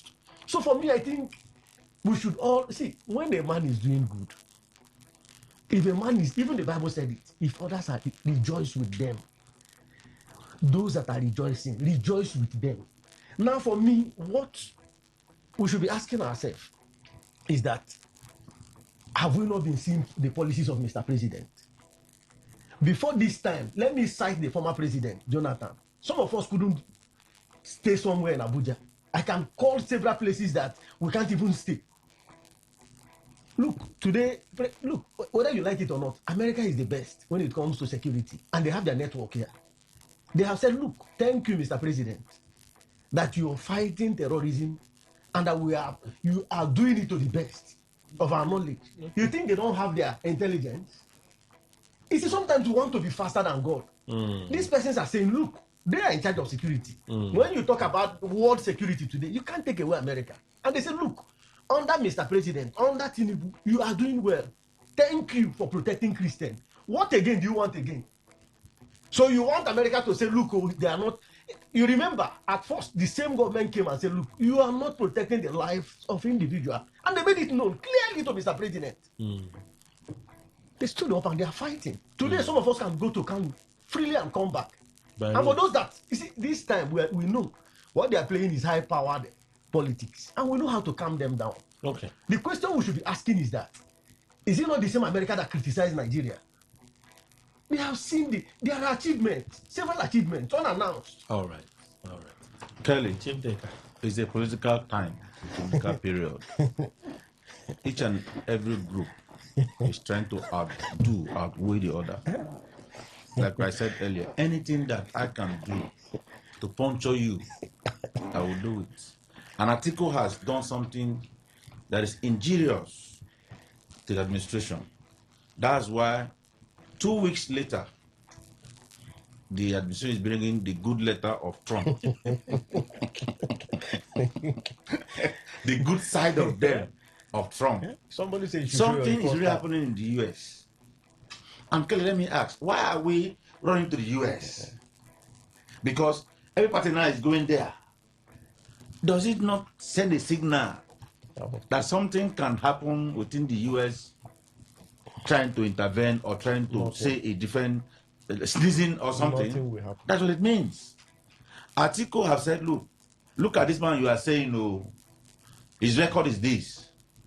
Tinubu said, no, what Atiku is saying, that record, Trump has already endorsed me by these good words. In fact, it was a sweet words that I was listening to that was coming from Trump to them. So what are we saying? It's a political time. Anyone can outweigh the other. So it's a fight to finish of elephants. And we are always aware that these two elephant fights. The grass will suffer. What suffers? The grass. And the grass is what? The masses. Nigerians. Who will look at Tinubu saying, I'm in good book of Trump. And Atiku said, no, that book, look at it very well. It's so here. It has a problem. Kelly, let them continue. Let the two of them continue. They are two giants. Kelly, they know themselves very well and not to puncture themselves. Kelly. But whatever happens, let them also realize that Nigerians have records and are watching them. Are we not Nigerians? Which of the record do you want to have? Look, see, once you start succeeding now, like you're seated here, if you're taking to Al Jazeera now, which is my prayer, if you want to, or CNN, those that will be here will criticize you. You see, once a man succeeds, once you start succeeding, you will see enemies. We are not the contravention. But this issue of Tinubu is not criticism. No. See, Atiku, sir, it is a statement of fact. Which fact? Who is the documented? Verifiable. See, he that must come to equity must come with clean hands. Who is Atiku? Who is the one presenting? There was a time Atiku couldn't go to America. We were all seated here. Let me ask you. Today, the Green Tree, the Bakassi Peninsula. Let me ask you. He was part of those who You are making frantic efforts to vilify. No, what are you saying now? You're misplacing history. You're trying to vilify Atiku. I'm not vilifying him. Atiku did not say. I'm stating the fact. If Bakassi Peninsula. If they said because he was vice president, this person. If there's no case against Tinubu, it's not a criminal case. It's a civil case. If there's no case against Tinubu, Tinubu has nothing to worry about. That is one. Two, if the US has no influence over our elections, Tinubu also has nothing to worry about. So I think all you like, if you like, enter meeting with Trump and come out. Take all the documents, enter his office and come out. Our elections will hold and the best person will win the election. Tinubu has nothing to worry about. But you sound really fidgety, like you are afraid. What are you afraid of? Am I contesting any election? I think we should be the one. What are you afraid of? What I'm saying is that in as much as a man's ways, Tinubu is doing. Remember, I'm not a member of APC. But like I said that I'm going to vote for them. I have every right to. Are you not a member of Rainbow? I'm a member of Rainbow Coalition. Doesn't mean that I'm a member of APC. Go on. I have every right to say this is where I belong to. I'm not like Deka. Rainbow. I'm not Deka who is neither here nor there. I've always told you, you see Wike in my bloodstream. So we are members of PDP. But my vote goes to Tinubu. But what I want to say is that who is this man presenting? He's like a man who you have known to be a bad person. Okay. Now you're presenting this fact. What facts? When you know you have complexities, when you know your hands are not clean, the Nigeria that is today troubled is part of the trouble today and criminal is part of Atiku. And I said this, make vote to say this. What is he presenting to America? If they have a case, and Nigeria is a sovereign nation. People should know. Today, yes. Nigeria is a sovereign nation. I would have thought that most of your arguments would have been No, I shouldn't think that is your own thought. That's why I'm saying that I would have thought that most of your argument would have been hinged on the fact that we're a sovereign nation. What Atiku is doing would not result to anything. It's a waste of time, but I have to say the record close. You spend more time trying to vilify Atiku without anything concrete. No, to you. See our guy is dashing a wiggery. Focus on him. Besides the question. Yeah, what is that? The release of Trump's letter to Tinubu by the Tinubu presidency, the timing of it. Kelly, you see, a clear conscience plays no accusation. I don't know what you will say. I don't know why this administration is just clutching at straws. That is politics. Well, now it's politics. You politic. I Politics is not I indecency. certainly know It's that politics. if you start talking about whether Tinubu has done something for Nigerians or not, there are always, as I said, there are few of the things he may have done that will benefit this country. It may not be to our knowledge, but he must have done something. He can't waste the whole 4 years in vain. But I tell you, Kelly, why are they releasing that letter now? That letter did it come now? July 6th. Because The president they has been heard busy. the lobby group President has been by busy. Atiku, and they want to show this one is letter from Trump. Oh. Let it be that truly is from Trump. And again, if any letter is coming from Trump, we know that that letter is not a critique of this administration. He must indeed focus on the glowing side of Tinubu. But when it comes to action stations, as it were, he will pinpoint all those ones and be vitriolic about them. That's the truth. But for now, when the war has not reached, will you bring out the drum of war and start beating it? No, now. So, like Atiku has gone with that group, I have said, you know that I consistently have been saying that it is only the United States of America that can stop Atiku. Stop Atiku or Tinubu? Tinubu, please. They can't. Tinubu, not Atiku. That can stop Tinubu for a second term. And that is why, in my own way of following issues, Tinubu is following whatever dictation that is coming from the White House. Because he wants to come back. And in the end, they may give him a grace if he follows it through. But if there are a way you see jaundice come into in between that, then he won't come back. And so he will want to make his path very straight so that America will allow him. No other person is not afraid of anybody. So this letter and all that, even if you like release that Trump paints him in glowing terms and all that, it doesn't mean anything for me. Well, maybe it means something for them now. It means for a them. lot. Means a lot For them. All right. A lot. Their active supporter is still trying to defend it, but it's okay. 08109510951. You have 60 seconds to make your own contribution. Let's begin. Good morning, Today 95.1. Welcome. Good morning.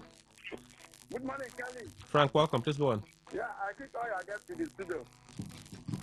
River State Governor Similarly Joseph Fubara declared support for Tinubu and Tinda, and he also joined the Rainbow Coalition. The governor have joined us in the Rainbow Coalition. When we said it's like people, we are the one that want to destroy the state. We don't want to destroy the state. We want to move the state forward.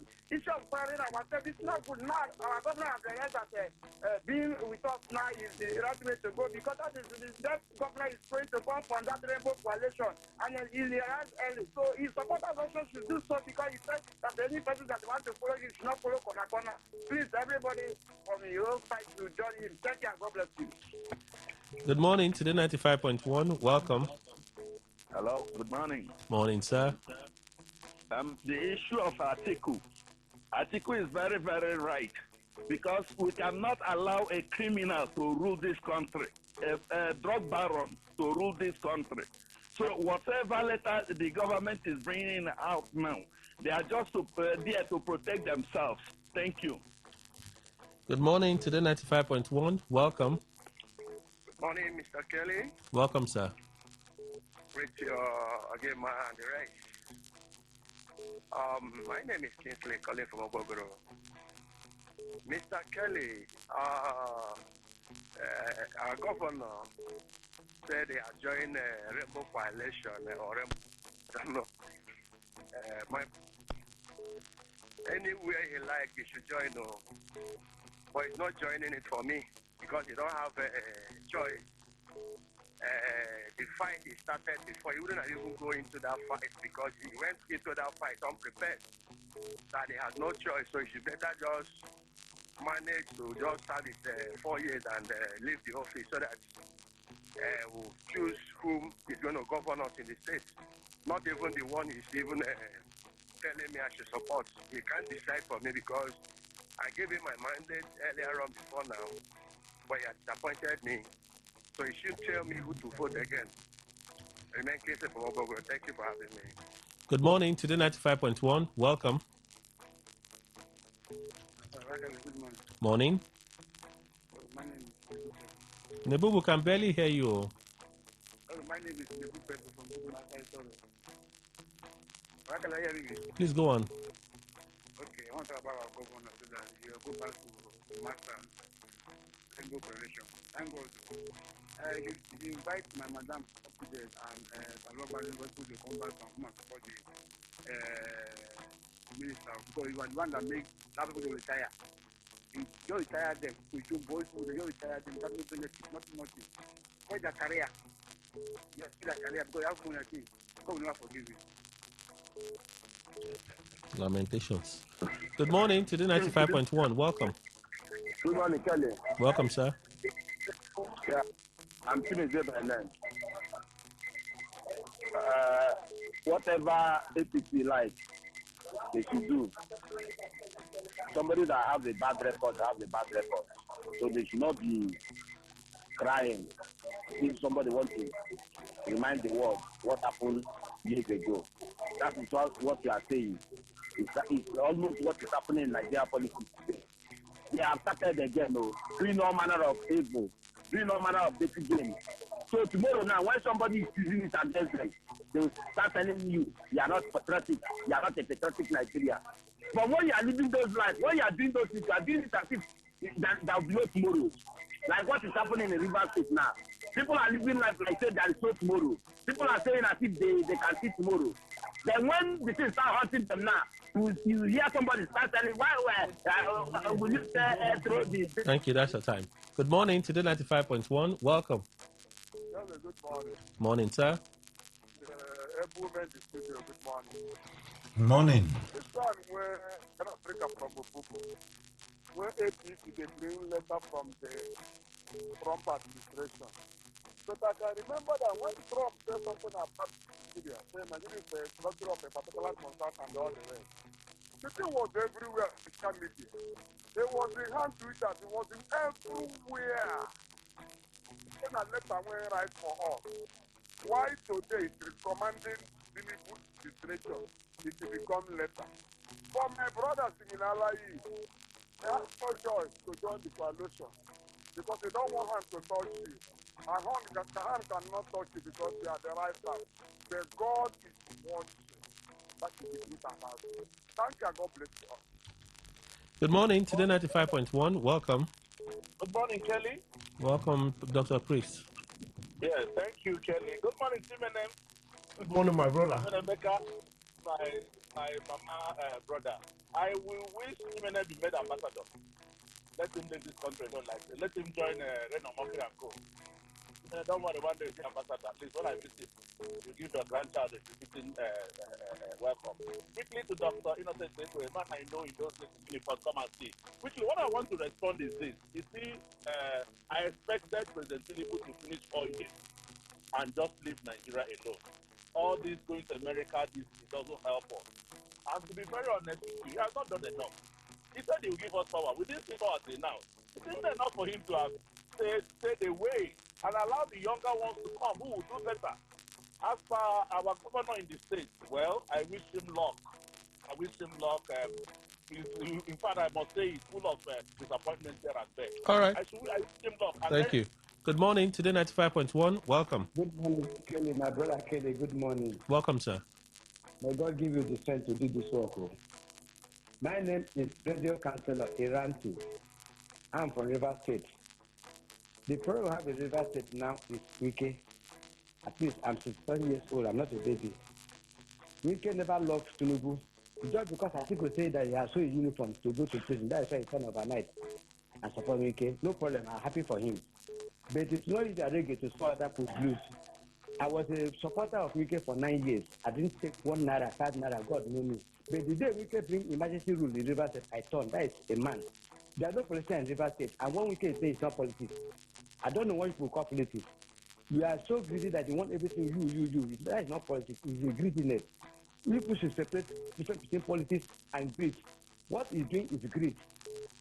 For Steve Fubara, I pity him because I don't know what to say. From my village to his village, 5-minute drive. All right. He's disappointed himself. Thank you. Good morning. Today 95.1. Welcome. Good morning, Kelly and the guest. Morning, sir. This is Nelson from Igrita. I want to comment on the letter. I thought we are a sovereign nation. Why can't we just ignore their letter and do what we are doing? Are we not sovereign again? APC government, where they say man pass man, they say na lie. Nelson from Igrita. That's sovereign nation. Good morning. Today 95.1. Welcome. Hi, Kelly. Good morning. Hi, Muriel. This is Muriel from Okrika. Thank you. Well, Kelly, I will not say I blame Governor Sim, and I will not say I regret supporting him. No, I don't. And I think Governor Sim is not weak. He's strong. But Sim, Kelly, what dares the president? The president of Nigeria is so powerful that all arms of government. Welcome. Hello, good morning. Morning. Yeah, this is okay, my son. You see, from when Tim designed the simplified, most of us, we hate him. Wherever he's going, it is his own business. Of course, he said that so it's not we. So he's going to Rainbow Coalition. He has gone back to the vomit. He has omitted to leave the vomit. So it is not the business of all of us who are simplified. Actually, if few persons wanted to follow him, let them follow him. But we are still in PDP. And as we are working with PDP, we are going to work for PDP. For him, in short, it's a shame to him. All right. Those who call him Hate is a strong word, but that's what he chose to use. Good morning. My name is Rospak. I'm calling from Igrita. Okay. Kelly, you know what? Nigeria, even before the death of Abacha, so today everybody is blaming Abacha, but there are more than 1 million people supporting Abacha at that time. So no matter what this government is doing, if I'm seeing people supporting them, I don't care. Let them support them. When you support the devil, time will come, you will follow the devil too. Thank you very much. God bless you. All right. So, a few more calls. Good morning. Today 95.1. Welcome. Yeah, Kelly, and they are getting a different news. Trump has come to serve Nigeria. To serve Nigeria, how? Because that is the person that is in charge of the coastal route is linked to Trump. All the contracts that are being given to him. I haven't read that report, and I'm certain I won't read it. It's probably a fake news. Good morning. Today 95.1. Welcome. All right. I think that we had a call drop. Good morning. Kelly. Special Douglas, yes? Hi, Kelly, are you with me? Special Douglas. Kelly, good morning. Please go on. Kelly, NASDAQ, I think, should, as a matter of fact, hasten their action, especially now that the election campaign approaches, not only to promote public health, curb underage indulgence, as the case may be, but to also prevent particularly the ignorant grown-ups who, by easily gaining access to these cheap, sachet alcoholic products, who don't verify any information or interrogate matters of importance, they already jump into public sphere, intoxicated and be disturbing the society with their skewed opinions, just because they have the least 200 naira to split between these sachet alcoholic drinks and the special. You sound like you're talking from experience. No, not you sound like you're talking from experience. I like the way they hype yourself, Sha. No, not the hype. Tell me why they do like this. He said without the governor, the Rainbow Coalition will not do what? Let them be politically straight. Who is the governor of Rivers State? Tell it. I'm sounding like you're not the learned man. You mean a governor that could not even secure a return ticket for himself? Which governor are we talking about? Wellington. Did you just say that Fubara will carry Tinubu along in the election? Kelly, the minister cannot be on ground when it comes to the election on that day. The governor has the superior power here. Wellington, thank you. I beg. I like serious political arguments. This one won't follow. But what's this? Fubara will carry Tinubu along in the election. Without Fubara, Rainbow Coalition will still do what they want to do. Who they give you morale? Where this morale they come from? This is the most thing that I've heard from you. See, God bless you. The announcement of Fubara yesterday is inconsequential. He knows that it's inconsequential. What are we talking about? They did primaries. You lost out. You were indecisive. You made a decision. You lost out. Instead of it to come, I'm still here. We are still going to be looking at our state. The governor that comes out once in a month, he comes out, you show face, he disappear. This one I say he's going to be the decider of the campaign. Which campaign? See, it will be rude for me to say that thing that Special Douglas was talking about, maybe that's what you were doing, and I decided to call in after doing it. Which kind? Maybe it's blind enthusiasm. It just where he is. When you defeat them to the last, they still don't want to realize that. Maybe it's just blind. You don't defeat it anyway. You know, that's how Wellington came when we were doing local government election. He said, Kelly, we will show them. I said, Wellington, they play. After they recorded the result, I said, Wellington, how far? I said, Kelly, leave. Oh God. These are the kind of things that when I'm listening to it, somebody starts just laugh for her, just laugh. Please, I need to read messages. We have a lot of messages. Let me read some of them. I can't take all. Real talk conversation. I've gone back to our family. Fubara backs Kingsley Chinda as successor. May I ask the question, was this information necessary? Ojo Onishi. This looks like someone that I will see on Facebook, so I've marked it. Mr. President, interference in Rivers political crisis weakened Governor Sim and gave Wike political strength to capture Rivers State for his personal selfish interests to the detriment of Rivers people. Rivers people should vote wisely come 2027. Okay, so that's an epistle he decided to share with us. And did I see a comment for opinion poll? Let me quickly check. If it's a relevant one, I'll take it. Apparently, the guy chose a catch cruise. So let's go to Facebook, where there are loads of comments here. Oh boy. One moment. Wellington. What is your passion for Fubara? Like I weak like this. Still weak me. Say Fubara will carry Tinubu along. Anyway. Hey. Even if we are doing normal democracy, that can't even happen. Wow. Okay, on Real Talk.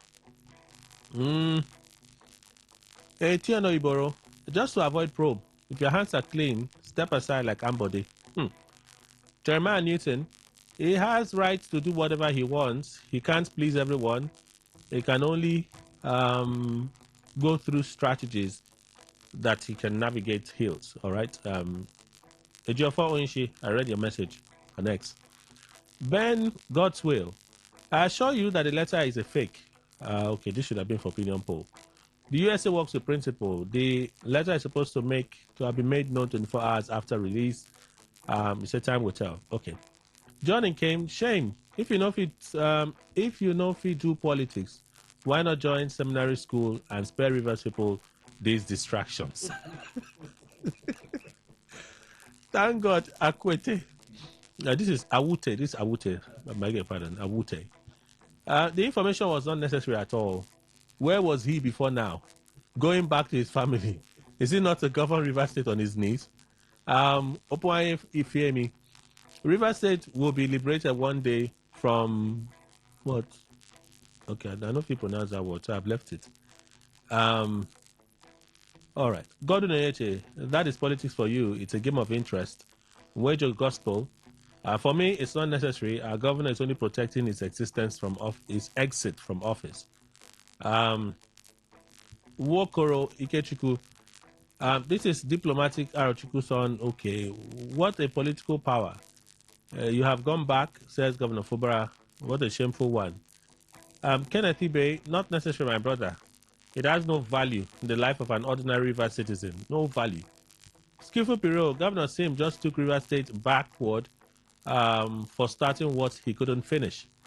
Ajuru Uche, it has always been the same thing over the years. The supporters are the ones who make it look like a do or die affair. Comrade Nelson Omeke, does he really have a choice? If Shame was a person, he dragged all his supporters to the ditch, then hurriedly jumped out, leaving them stranded. Depriye Bob Manuel, I can't read that one. I want.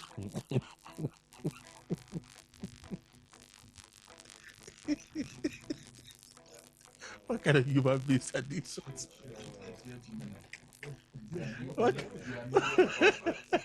What kind of human beings are these ones? People are not serious. Emmanuel Braid, him not carrying supporters go where them no know. Politicians are always politicians. Charles Nelson, was he outside the family? And let him do the job they voted him to do. We are tired of his political weakness. Super Ted McDonald, all those songs sang for Governor Fubara during their quarrel should be retracted.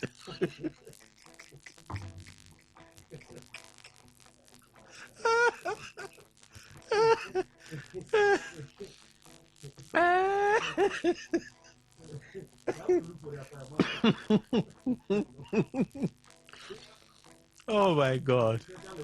What? The governor should have just inaugurate do the ceremony where you come out for. Just do and finish. Enter inside your car. Just go. Just go. Let's say I want to say something. It's political. The moment you say it's political, I say, now wow. I just said now wow. Governor, leave us now. We've had some peace in this state. They've not for anything, no. We've had some peace in this state, some calmness. I want to say something. It's political. You know, I said, hey, problem. Hi, Governor Fubara. I cannot forget you. Lie. Can't forget you.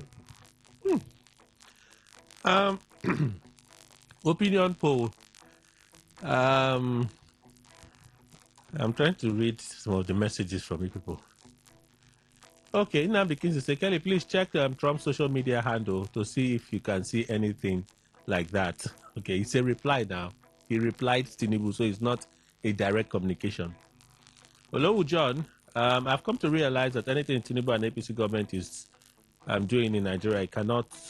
Okay, anything Tinubu and APC government in Nigeria cannot do does not exist. You can see that this government is fighting tough to attract support from the community of nations. And so the letter is a fake. The letter is not a fake. It's not a fake. Cosmos saying, okay, I didn't see Trump's signature on the so-called letter. We've talked about the history of the letter now, so it's not. Okay, let's leave opinion poll. Let's leave opinion poll. Okay. Let's come back here to. I read some messages earlier. I'll just read a few more and then we'll skid out of here. Just a few.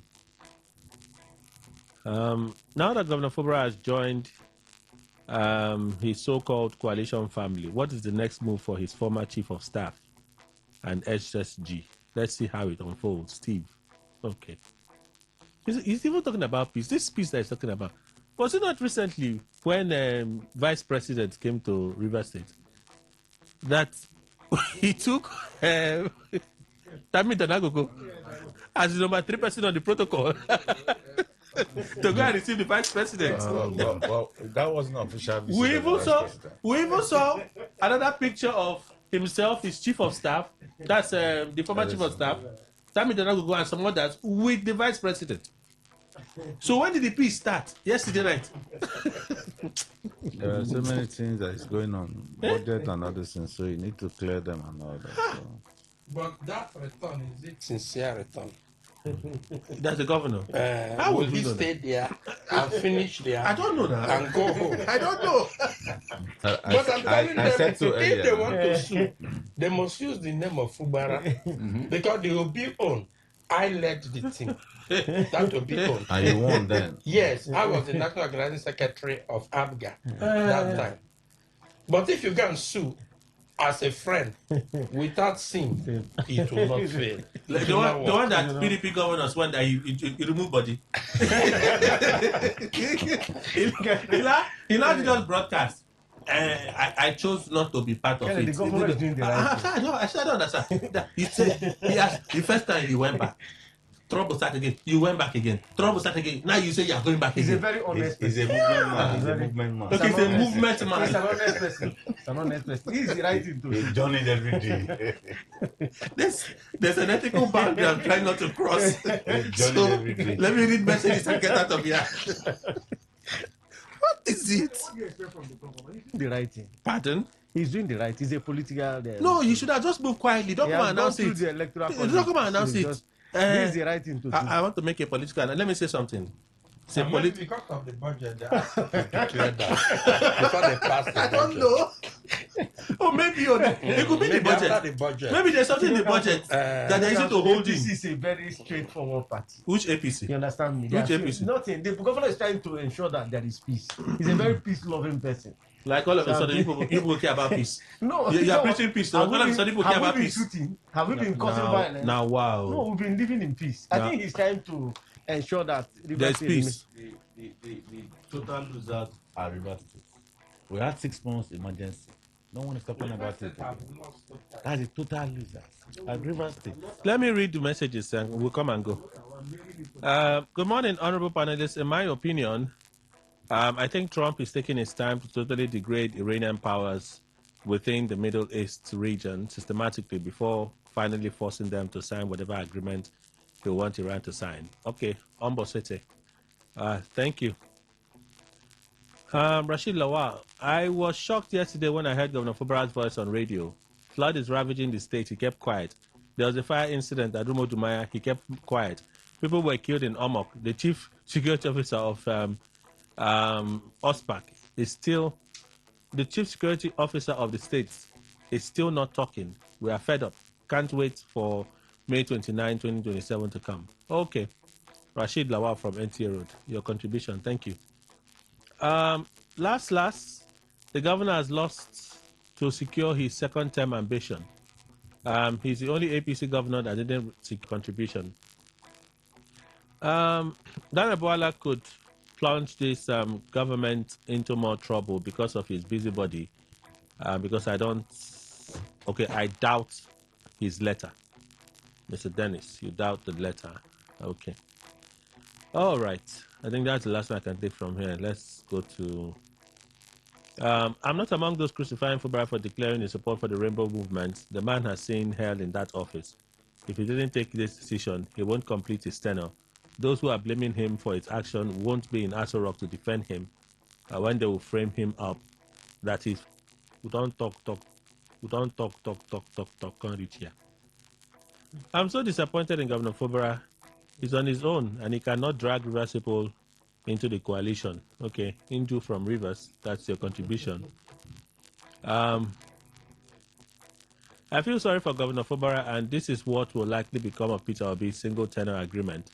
Sim was delivering and doing so well, but that agreement has cut him short. As for the letter of President Trump, he was in a hurry and forgot to sign. In a hurry and forgot to sign. Oh, wow. Fubara said he has gone back to his political family. Please, I will not blame him. The political power behind him is too much. Ejima from Army Range, that's your contribution. What do you expect from a weak person? I've said it that weak and Sim is a curse to River State. Governor Sim has a weak negotiation skill, and he appears to be a selfish person. River State is liberated. Nothing linked to Wike will win election in River State come 2027. Son Melody from Port Harcourt. Well, God will keep us alive. We'll look at it and we'll talk. God will keep us alive. We'll look at it and we'll talk about it then, hopefully, if it's necessary to be talked about. Okay, let me play one or two voice notes. Sorry, Chief. Play one or two voice notes and we'll tell you people bye-bye. Pack our things and come and be going. Cannot come and kill ourselves. Next thing Wutu and Bo announced that we're going back to our own house. Wow. Give us a moment, yes?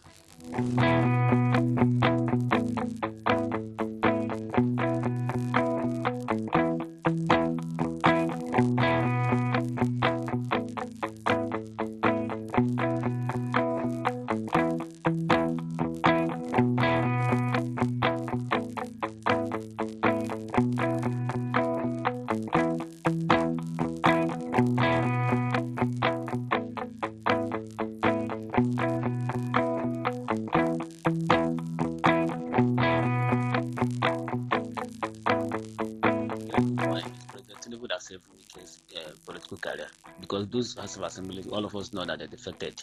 The Supreme Court gave a time frame for all the chairman, all the governors to go and conduct the election, which Governor Fubara did. If those local government elections that Governor Fubara conducted, Supreme Court allowed them, and they declared the seat of those local government, those assembly members vacant, that they should go and conduct fresh election.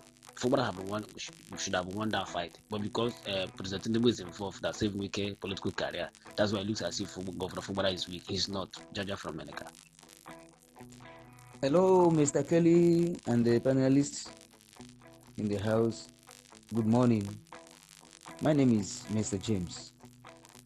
Yeah, of a truth, anybody who thinks that Governor Fubara and the FCT minister, Wike, that they are in what my people call loggerhead, or they are fighting, that person is a joker.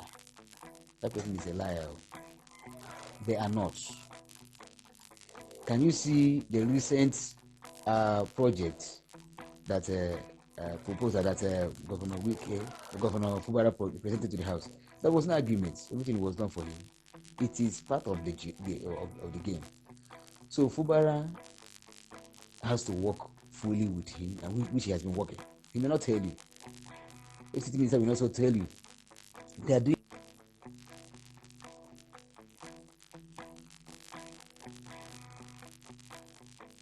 Good morning, Mr. Kelly, my man. Good morning, Sandukwe. I remain yours truly, sincerely, ultimate positive music man. I'm the Oga Master. You see, by positive inspiration, we bring positive inspiration to beer. Oga gets Oga in everything. As it were, Sim Fubara was not in the hierarchy of people who should have been the governor of the state. Yes, Wike, as it were, brought him from nowhere and made him governor. Everybody feeling so boy, a lot of people are there. So you can't, to me, Oga they get Oga, no matter the business. Yes, Almighty God is Oga, but in this world, even in that studio you are, there are hierarchies, and the worst you can do is to kick and continue to kick the hierarchy. Same Fubara is right in aligning, and I think that's better for River State, or else state of emergency was for 6 months.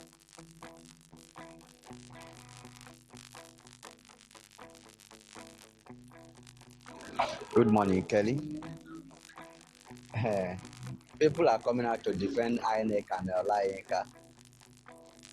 If they have done the right thing, since the incident happened, have we seen Olayinka jump from one stage to the other to talk, defend his boss? Have we seen him again? If he have done the right thing? No. As for Fubara, me, I wash my hand off him. It's not like there is anything I can do to help him or anything I can do for him. No, but I wash my hand off him the day he stand in the pulpit and said, "Do you know if I still want to be governor? Do you know if my spirit have left the brick house?" The day he dissolved the simplicity movement and simplify movement, that is the day I wash my hand off Fubara. So he's on his own. We will look for River State. Will look for another governor that will govern us well. Thank you.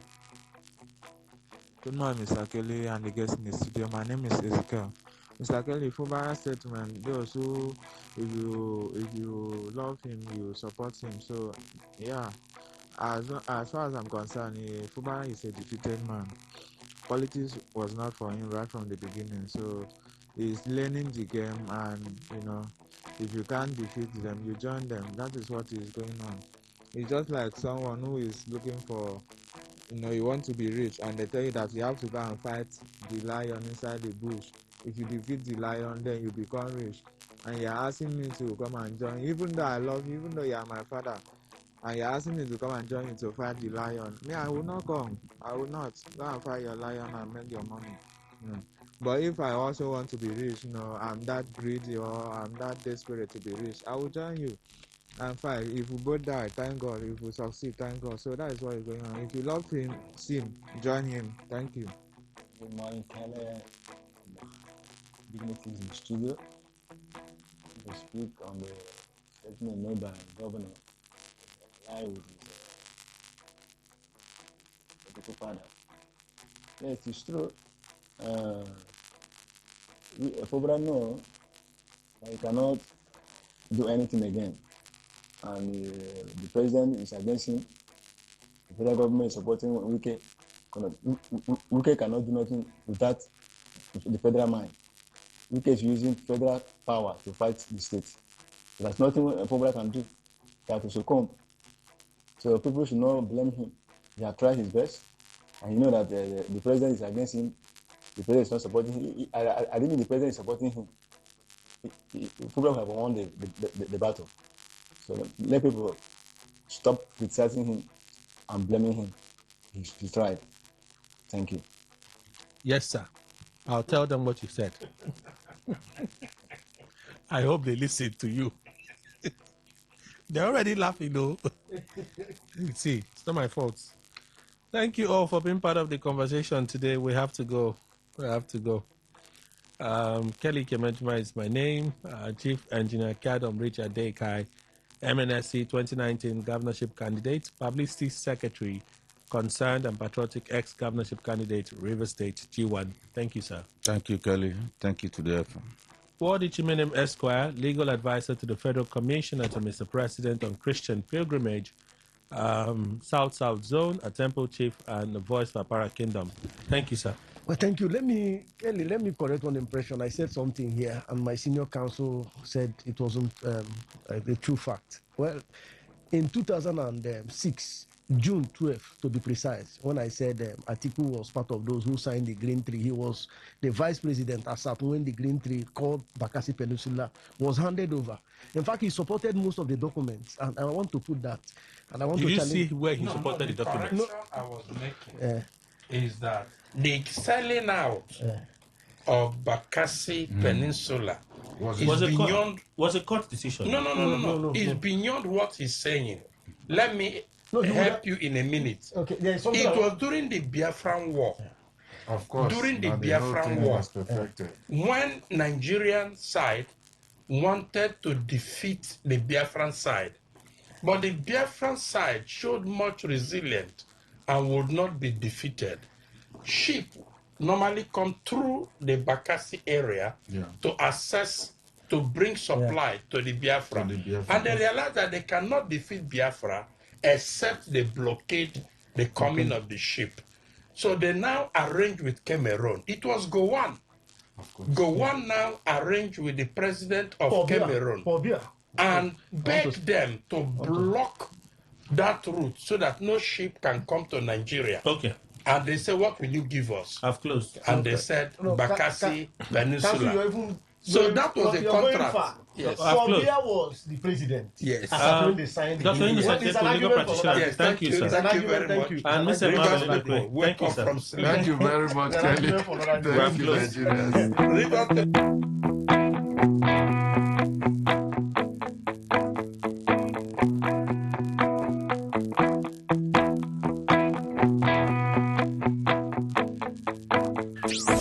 What if the internet had a voice? What if we knew exactly what you love to listen to?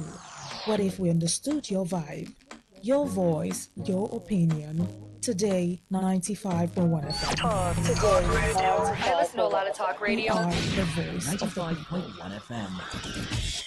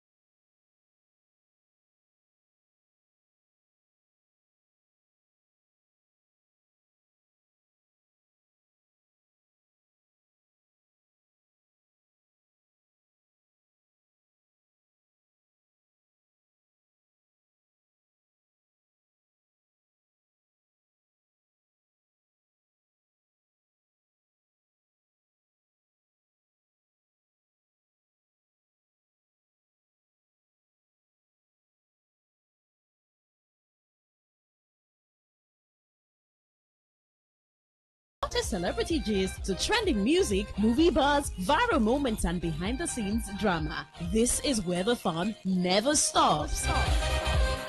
Tuning to Entertainment Today, only on Today 95.1 FM, Voice of the People, your station for pure entertainment. Weekdays, 11:30 a.m. Entertainment Today, where your favorite stars and stories come alive.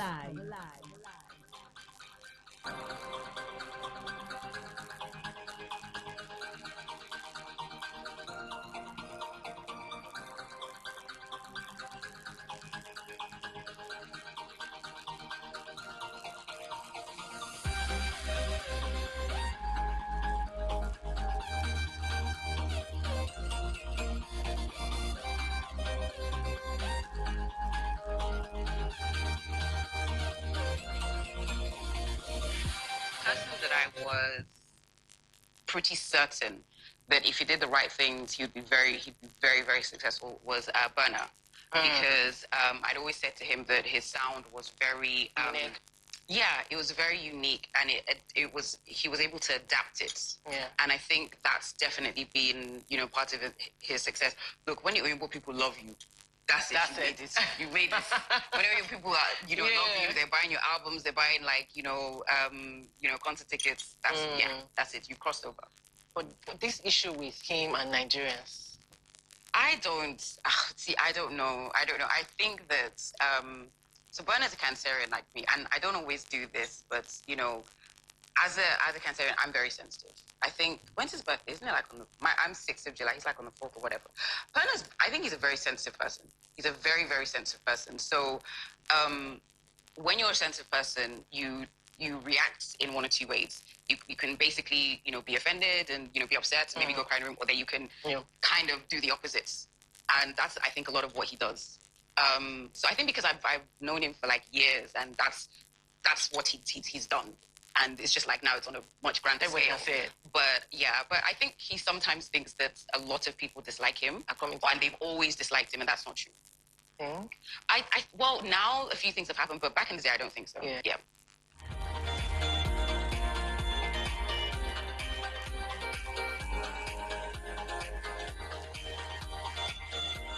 I found out that your name, it was originally Orpah?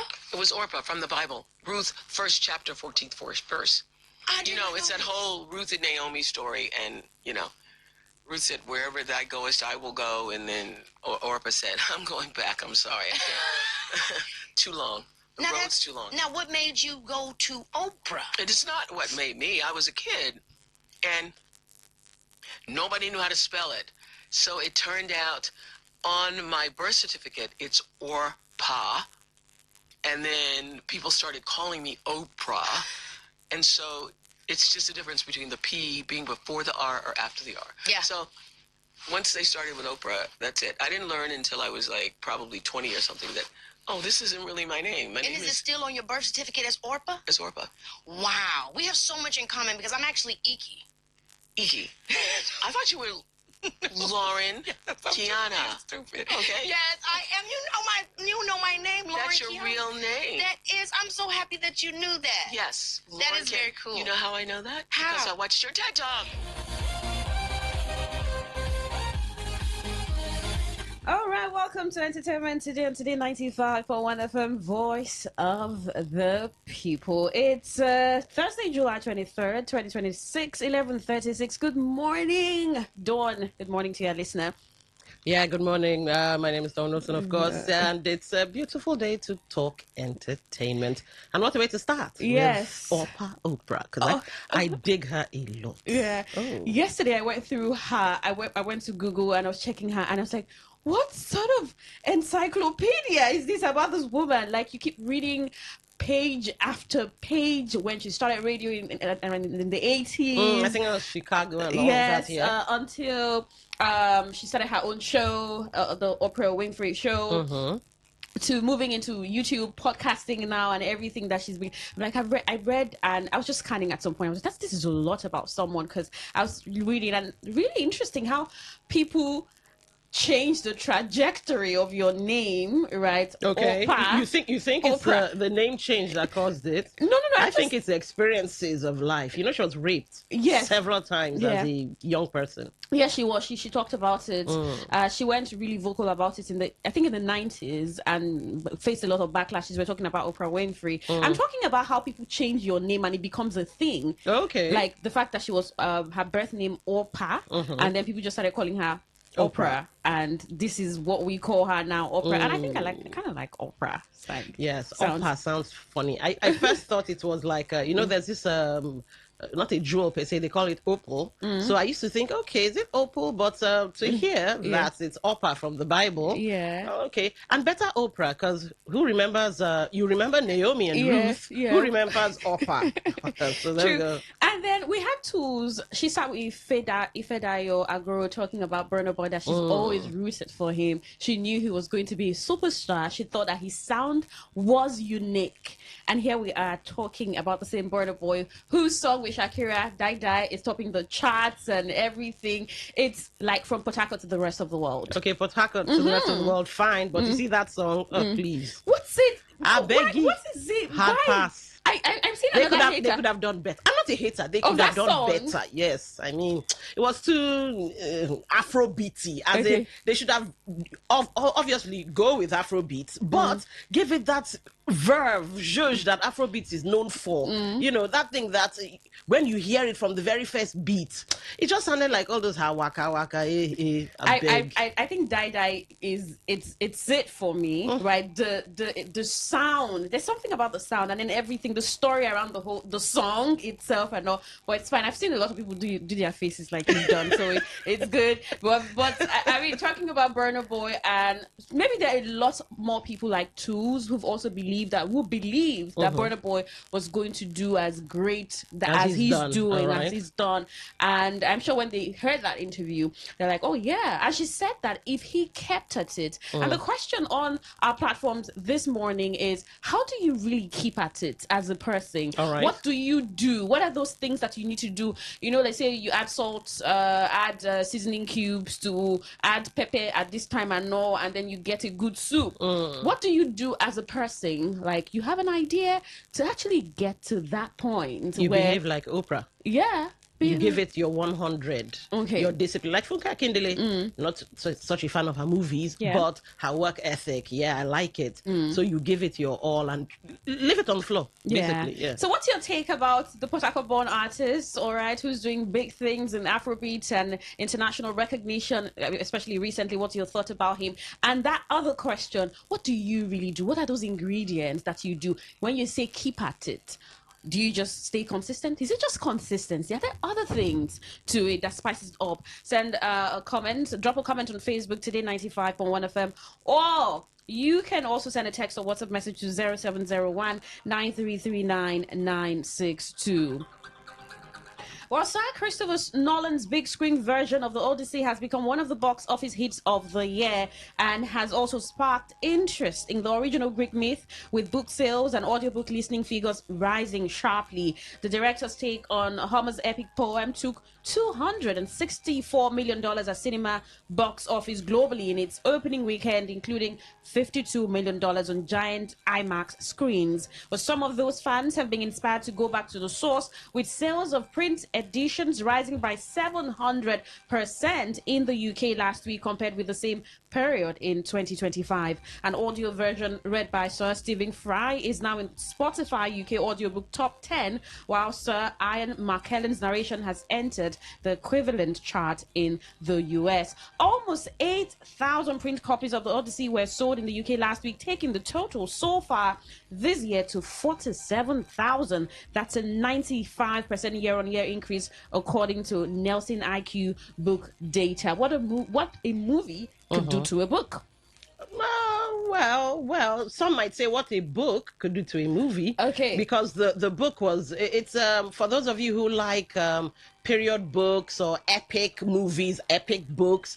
Yeah, the book is quite a read if you can keep up with it. Yeah. So it's already been acclaimed because it's as a wonderful book. Then imagine when you now bring those stories, which has been brought to life before, but you bring it in this era. Yeah. Wow. It's a lot. What a book can do for a movie. But I'm thinking now, is it every historical book or epic book that can be recreated into a movie? Oh, no, it must be really difficult to do that. Right? You have to. Well, the director matters, but you also have to pick the right book. Like you can never go wrong with Shakespeare, but it's still the director still matters. Yeah. If you have a good director that has a vision like your Steven Spielbergs, Christopher Nolan's and stuff like that, that handles books from great authors, it will do well.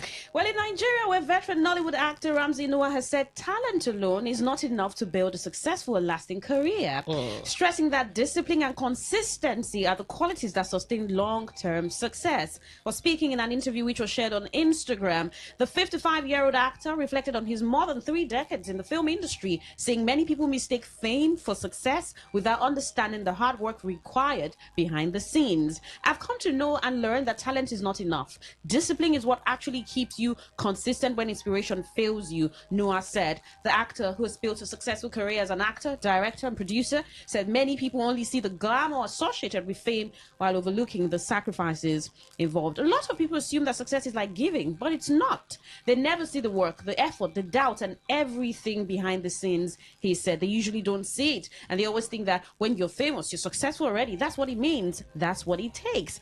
Asked whether attaining success or maintaining it is more difficult, Noah said consistency is more important than achieving success once. Success is a giving, but it can happen just once. Consistency, what really matters, consistency, and for you to be consistent, you need to be disciplined. He added, Noah is regarded as one of Nollywood's most accomplished actors with a career spanning more than 30 years. Beyond acting, he has established himself as a filmmaker, directing and producing acclaimed projects, including Living in Bondage, while also starring in productions such as Netflix Blood Sisters. Success, fame, you see him clearly put a difference to that. So you could be famous but not successful. Well, yeah. At a point, Whitney Houston was broke, but successful, widely known, mismanagement and some other things. Even what's her face now, Toni Braxton, successful but broke. Although that's because the other guy that was with Babyface was actually cheating her. But yeah, so that can happen. But I want to kind of like add to what Ramsey Noah said about consistency and discipline, preparedness and luck. Yeah. Does this answer the question about Burna Boy now? The question we asked. The question, what's the ingredient? He was prepared and lucky as well. Two said keep at it. Okay. And we're asking, what's the keeping at it? Is it just consistency? What are those ingredients you need to add to your life? So you get to that point. Sure. This sort of answers it. But it could also depend on the person too. Yeah. Because you could be consistent doing the wrong thing. Okay. So consistent in, I think they call it EUWA in Igbo. What's your destiny? Yeah. So if you're consistent in that, why not? The fates will align. Oprah said it where Kiki Palmer asked her on that interview. It was a long conversation, I think 1 hour plus on a baby. This is Kiki Palmer on her podcast. Yeah. I watched the full episode on YouTube, and Oprah said it's about doing what you're supposed to be doing, staying consistent at it, staying disciplined, and that's it. So you could be consistent at the wrong thing. Now the question is, how do you know the right thing? Body will tell you. You're still listening to Entertainment Today on Today 95.1 FM. Hot Body Iris Star will be back. Quite a number of videos. We'll wrap our hands around, talk about them, and also get your thoughts on what we asked earlier. What is the ingredient? Keep at it, they say. But what is that other ingredients that you need to add to this life as you're keeping at it so that you feel, I mean, on the street they say blow, feel successful, feel make money. All right, stay with us.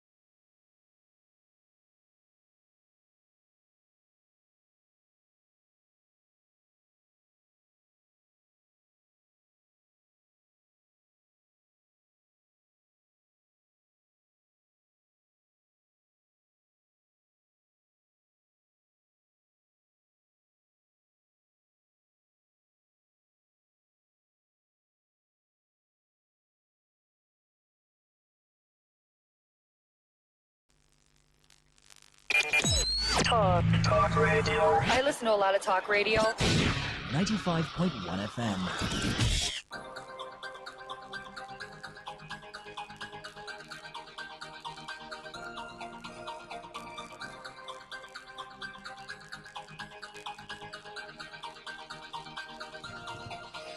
Entertainment today on Today 95.1 FM, Voice of the People.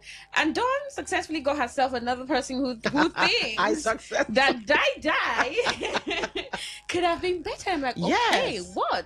I mean, look, I don't know if Burna Boy has been on any other World Cup or sporting events like the Super Bowl and stuff like that, but it was his first time, and it was for me a lot of firsts. First African, first Nigerian, first Rivers guy, first Port Harcourt. So there was a lot riding on it. They should have brung it. That's not a word, but they should have brung it. And then it just sounded too generic. Well, I'm not a music critic or anything, but that sounds you don't need to be a music critic. See, there's a way. If you listen to good music, it should move you in certain ways. Some people are moved to tears. Yeah. Some people have literal goosebumps. For me, I have no goosebumps. Emotion at all from that. What? It sounded okay. You know that waka waka tamina mina. It's actually someone else's song from Cameroon, Abi wherever. Africans that did it. Then you now come and take it and now. Why some people are saying it's a no-no and some people say, oh, that was great. So Burna Boy made history, is making history as the first male artist to reach #1 on Spotify's newly launched global music video chart. All right. He achieved the feat.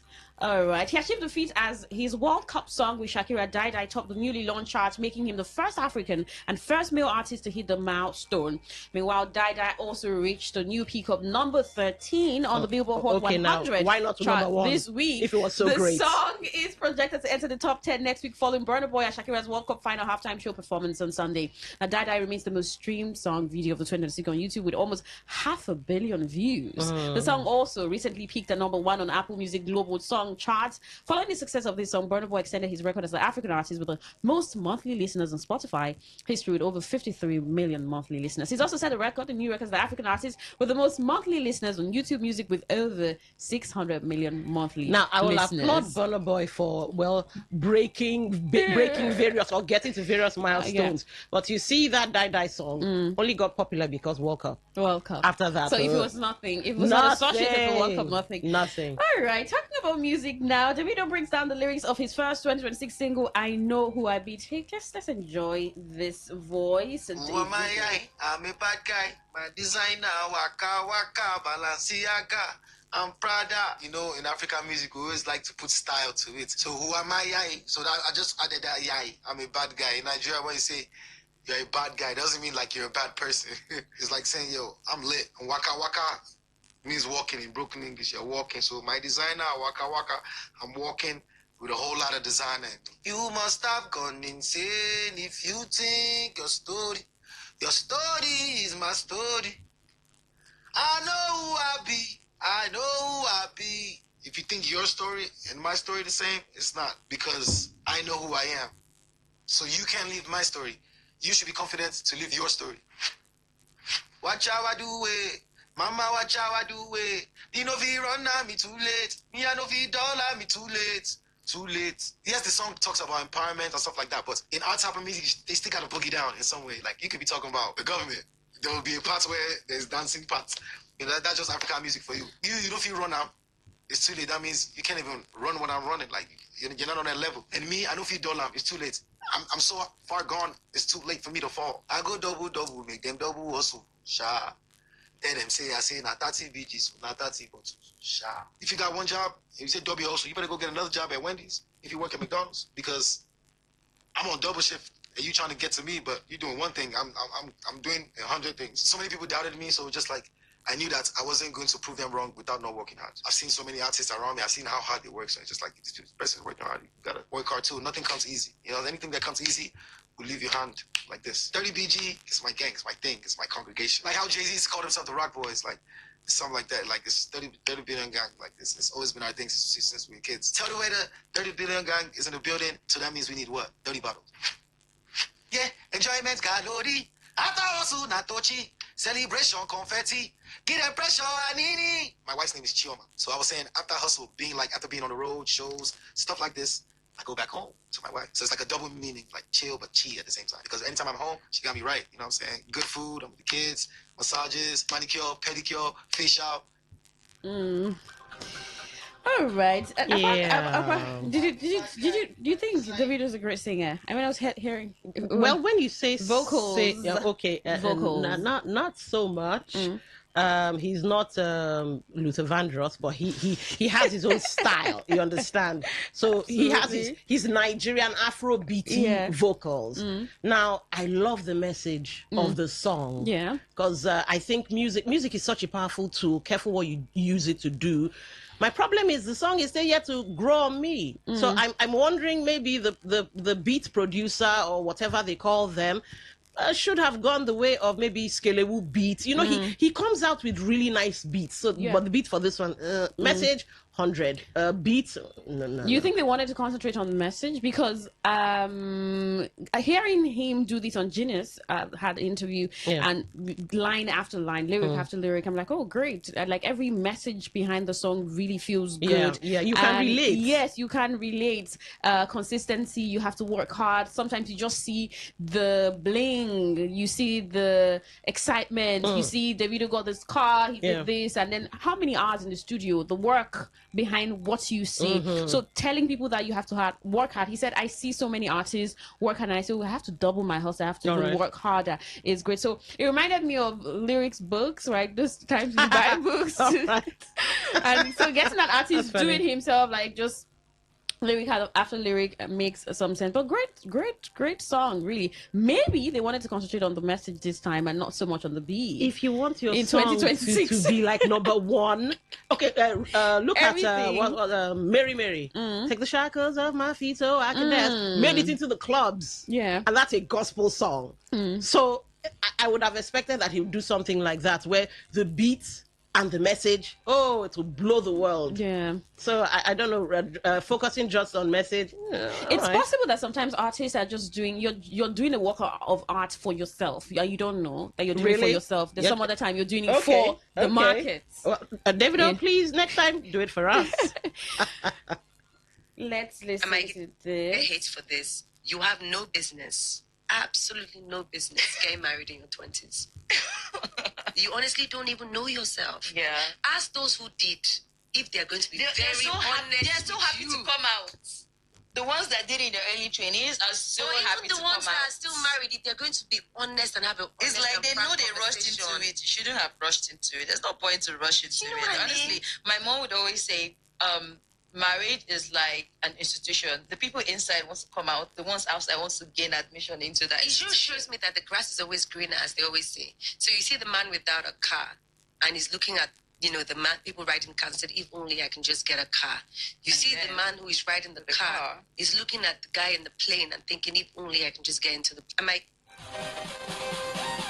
That's such an absolute statement. You have no business getting married in your 20s. I kind of agree with her. Absolute? Is that absolute? Because you have no business. That's absolute. That's already. Well, okay, let's take it like this. I think it's the cerebral cortex or your frontal lobe or something that governs impulse.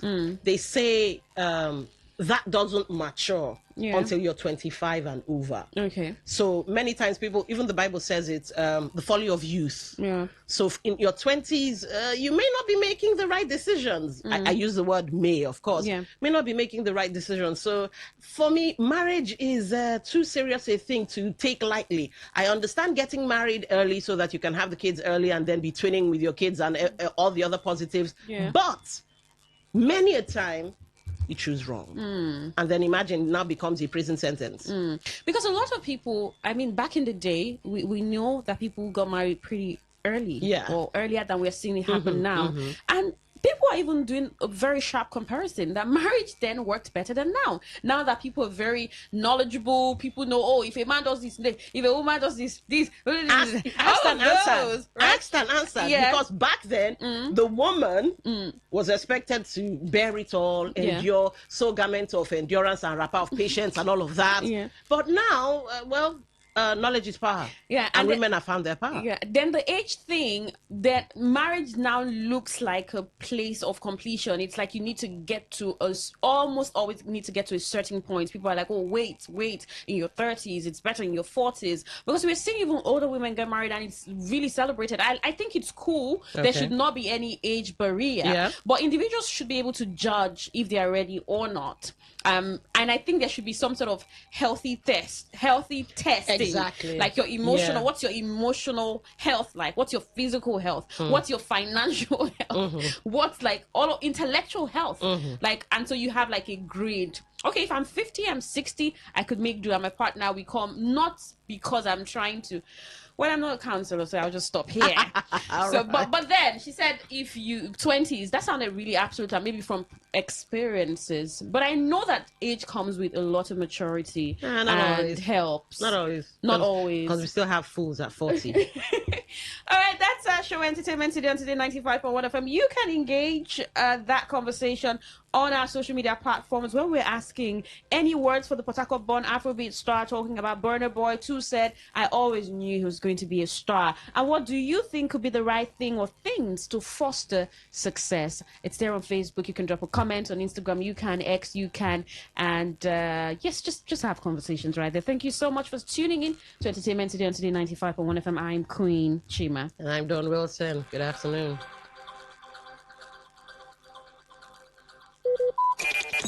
Talk radio. I listen to a lot of talk radio. 95.1 FM. Whether it's happening in Port Harcourt, South South, Nigeria, or around the world, we've got you covered. On air, online, delivering balanced news and unbiased analysis. Today, 95.1 FM. This is Today, 95.1 FM, Port Harcourt. News.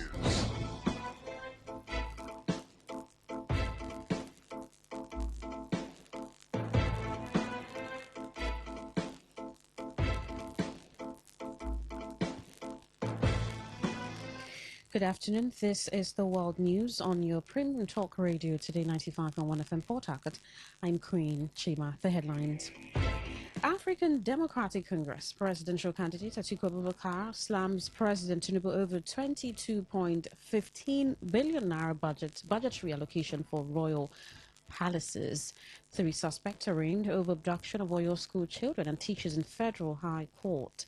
Police apprehend 4 kidnappers, recover operational vehicle in River State. On the foreign scene, the U.S. Secretary of State dismisses Iran's plea for deal despite 12 days of military airstrikes. Now the detail.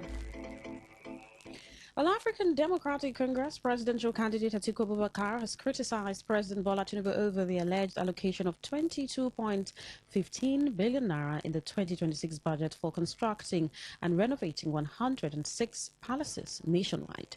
Speaking through his media aide, Frank Shaibu, Atiku condemned the appropriation as a constitutional violation, stressing that it represents an attempt to turn the national budget into an instrument for illegality and corruption.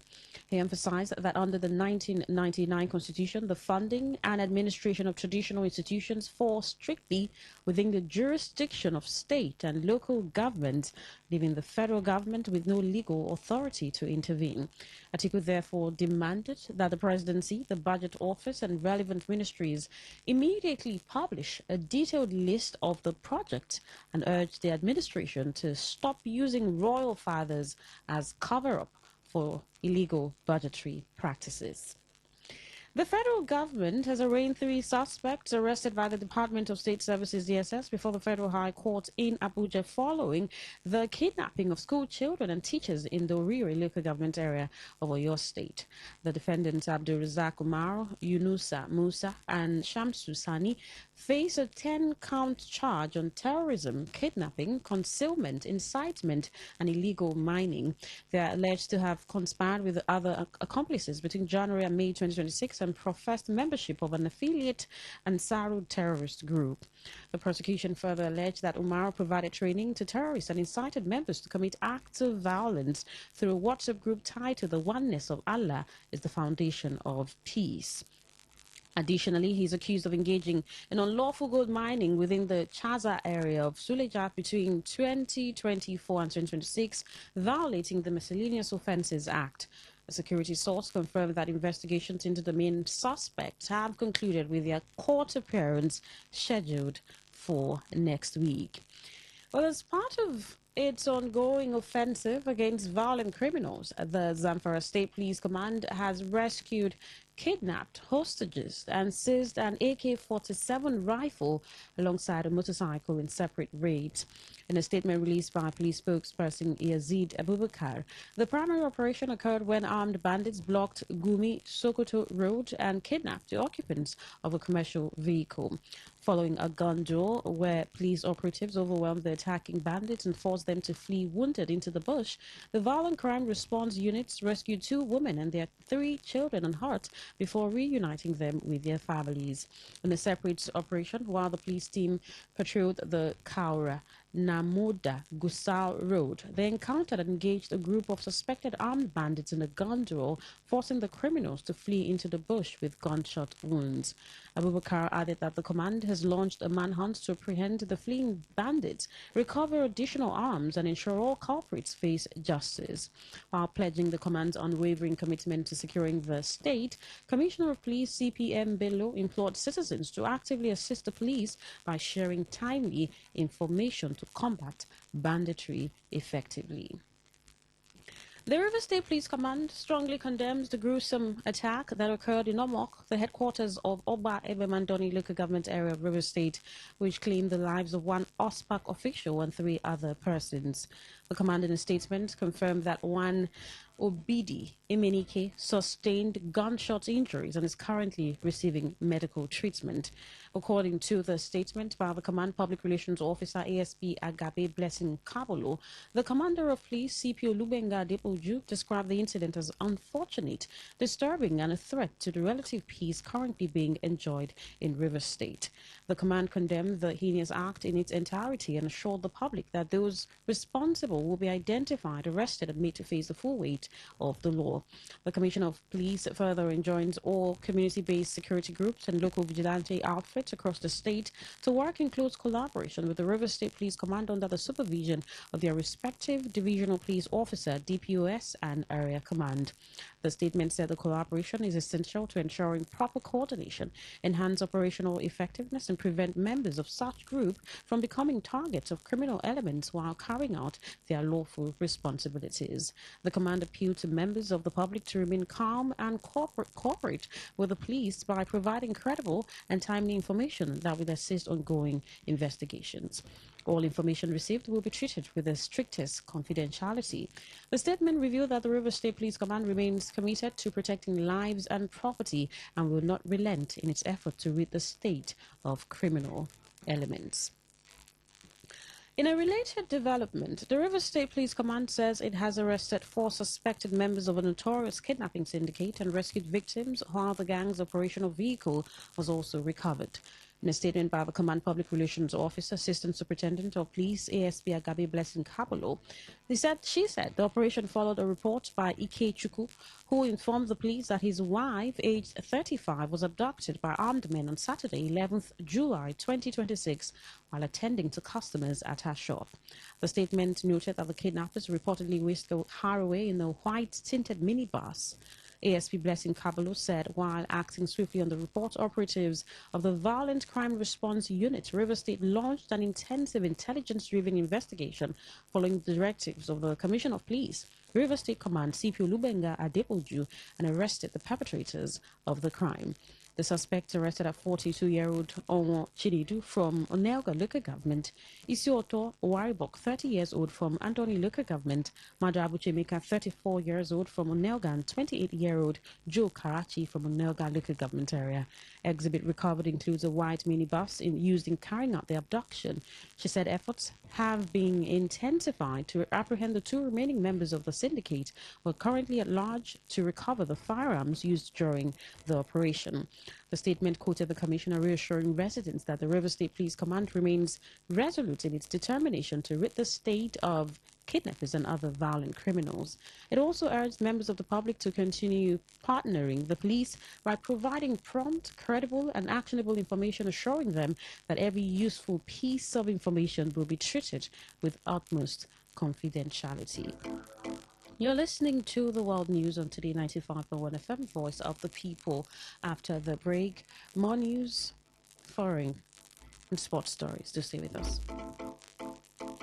Every day, every hour, when the big stories break, depend on our 24-hour news team to bring you the latest. Today, 95.1 FM.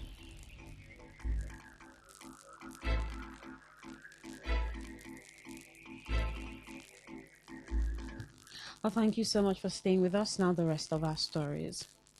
The former acting chairman of the People's Democratic Party, PDP in Rivers State, Robinson Ewo, has said that Governor Siminala Yefubara effectively surrendered control of the state to the FCT Minister Nyesom during last year's emergency rule. Speaking in an interview, Ewo claimed that Fubara's public declaration of support for a rival candidate is old news, as the governor had already conceded political leadership long before his formal announcement. According to Ewo, the governor's recent statements do not accurately reflect the political reality that has played out behind the scenes. He also alleged that during previous stages of emergency negotiations with the minister's camp, Fubara quietly handed over the leadership structure of the state's 23 local government areas to Wiki. The PDP chieftain maintained that the governor's political alignment with the opposition candidates simply confirms the surrender that are already taking place dynamically over the course of Rivers State's political crisis. A former Secretary General of the Egbeda Central Youth Council, Igwe Thengod Leah, has criticized comments made by the former chairman of Egbeda Community Development Committee, Ovungba Fridays, against the executive chairman of Emoa local government area, Chidi Lloyd. The former chairman of the Egbeda Community Development Committee, Ovungba Friday, had recently accused the executive chairman of Emoa local government area, Chidi Lloyd, of inciting unrest in the Egbeda community over the leadership of the Community Development Committee. Thank God Leah, who spoke with Today FM's correspondent, described the former CDC chairman's remarks as politically motivated, alleging that he only supports the system when it serves his personal interests.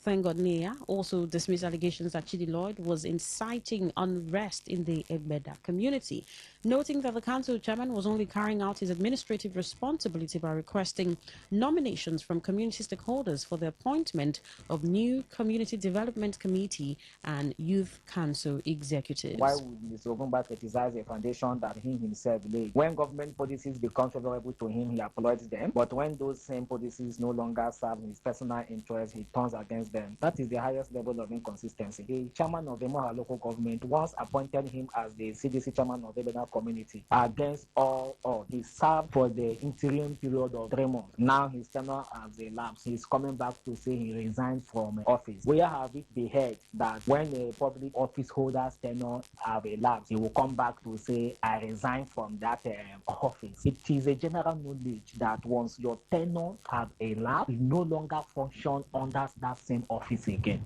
The former Youth Secretary General insists that Uvungba's comments do not represent the views of the community and that the former CDC chairman was creating unnecessary tension in a bid to retain a position whose tenure had already expired.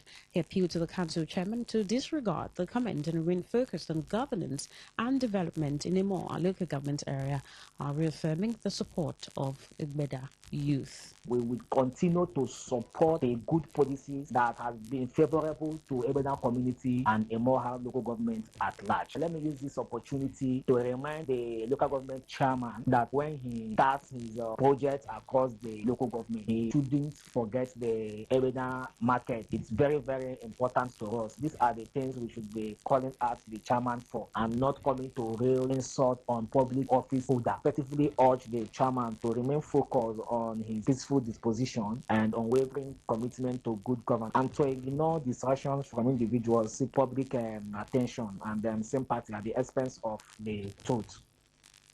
Meanwhile, the Orashi National Congress (ONC) has called on the River State government and local government authorities to urgently deploy swamp buggies to dredge and clear waterways and canals across the Orashi region to prevent devastating floods during the peak of the rainy season. President General of the Congress, Ambassador Emeni Ibe, made the call in a telephone interview with Today FM's Olawale Sanusi following recent flooding recorded in parts of the country after heavy rainfall. Ibe urged the government to immediately begin dredging operations and clear blocked waterways to restore the free flow of water, reduce the risk of flooding, and protect vulnerable communities across the Orashi region. He said the exercise should focus on removing accumulated silt, solid waste, and thick vegetation obstructing canals and drainage channels, noting that such measures would improve drainage capacity and prevent water from overflowing into residential areas. The canals in Orashi have been filled, so we are expecting and requesting humbly from the state government to deploy swamp buggy. Swamp buggy is the only thing to deseed. Swamp buggy work will be to deseed the canals. To deseed the canal, in Ahoda East only, we have more than 8 canals. In Abua Odua, we have up to 8 canals. We go to Ahoda West, we have up to 16 canals. We go to Oba Mandone, we have up to 16 canals. So these canals and waterways in Orashi urgently need deseeding, and it requires the heavy-duty machinery, swamp buggy, to do the work. The ONC President General also appealed to residents to stop dumping refuse into canals and drainage systems, describing indiscriminate waste disposal as a major contributor to flooding in Rivers State. He stressed that tackling flood risks requires a collective effort, adding that stricter enforcement of environmental sanitation laws and greater public responsibility would significantly reduce the incidence of flooding. The Nigeria Customs Service, NCS, has issued a warning advising citizens to ignore a fraudulent recruitment notice currently spreading across social media platforms. In an official statement released, the service admonished the public to rely only on information released through its official communication channels, emphasizing that the false publication did not originate from the agency. The service further listed its verified social media platforms, which uses the username at Customs NG, and advised the public to stay vigilant and verify information before sharing. On the foreign scene, U.S. Secretary of State Marco Rubio has declared that while 12 consecutive nights of U.S. airstrikes have heavily damaged Iran's industrial base, the Iranian government cannot be trusted to uphold an agreement despite desperately begging for a deal. Speaking during a press briefing in Manila, he expressed hope for a de-escalation from the Houthis, suggesting they were misled by Tehran into the conflict. Rubio defended the U.S.-Saudi civil nuclear partnership, emphasizing that the U.S. prefers countries seeking peaceful nuclear energy to partner Washington rather than foreign rivals. To end the news, here is a summary of the major stories. African Democratic Congress presidential candidate Atiku Abubakar has criticized President Tinubu over a 22.15 billion naira budgetary allocation for royal palaces. 3 suspects have been arraigned in Federal High Court over the abduction of Oyo school children and teachers. We told you that the River State Police has apprehended 4 kidnappers and recovered an operational vehicle. On the foreign scene, you also heard that the U.S. Secretary of State has dismissed Iran's plea for a deal despite 12 days of military airstrikes. That was the news as edited by Sose Onabu. For comment and inquiries, please call 0818-389-2850. Send your emails to news@todayfmlive.com. You can read our stories on www.todayfmlive.com, Facebook at Today95.1fm, Instagram at TodayFM951, at TodayFM951. You can also join our YouTube live, Today95.1fm. My name is Queen Chima. Thank you so much for listening. Good afternoon. Today's news, today's entertainment, today's sports, today's issues. Today on Today 95.1 FM, Port Harcourt. Please listen to this infomercial. Herbal Heritage International, the Kokoroko, for herbal medicine when they produce strong, correct medicine, they take it, they support with country health care system. Country man, correct holistic ogbonge herbal medicine there. We know they come out for public anyhow like a big basket. Food gram as every Christmas sabi boundary. Sickness self sabi medicine will pass am. After all, monkey smart now because tree near tree is a forest. Heritage International will use the technology of computer testing machine to see and know before attacking that your health condition. We don't become ugba for your life with the correct treatment. Therefore, whether definition or without definition, make you visit Herbal Heritage International offices way near you. Herbal Heritage International. Now we Hello and welcome to the program Roots and Herbs. Roots and Herbs is a program that discusses health-related challenges and suggests possible ways out from the herbal medicine perspective. Roots and Herbs is put together and sponsored by Herbal Heritage International, also known as Baba Yoruba. Baba Yoruba is currently having a special promo package. This promo package will give you the opportunity to enjoy 50% discount on all their products and services. This offer runs while the stock lasts, and at the same time, it will give you the privilege of meeting Baba Yoruba himself at number 24 Ikwere Road, Mile 1 by Education Bus Stop, Port Harcourt. For details and inquiries, the telephone number to call is 080-33 111-946. I repeat, 080-33 111-946. 080-33 111-946. Our topic of discussion is infertility, and I have with me in the studio Dr. Otumba Abiodun. Sir, you're welcome to the program. Thank you, Mr. Moderator.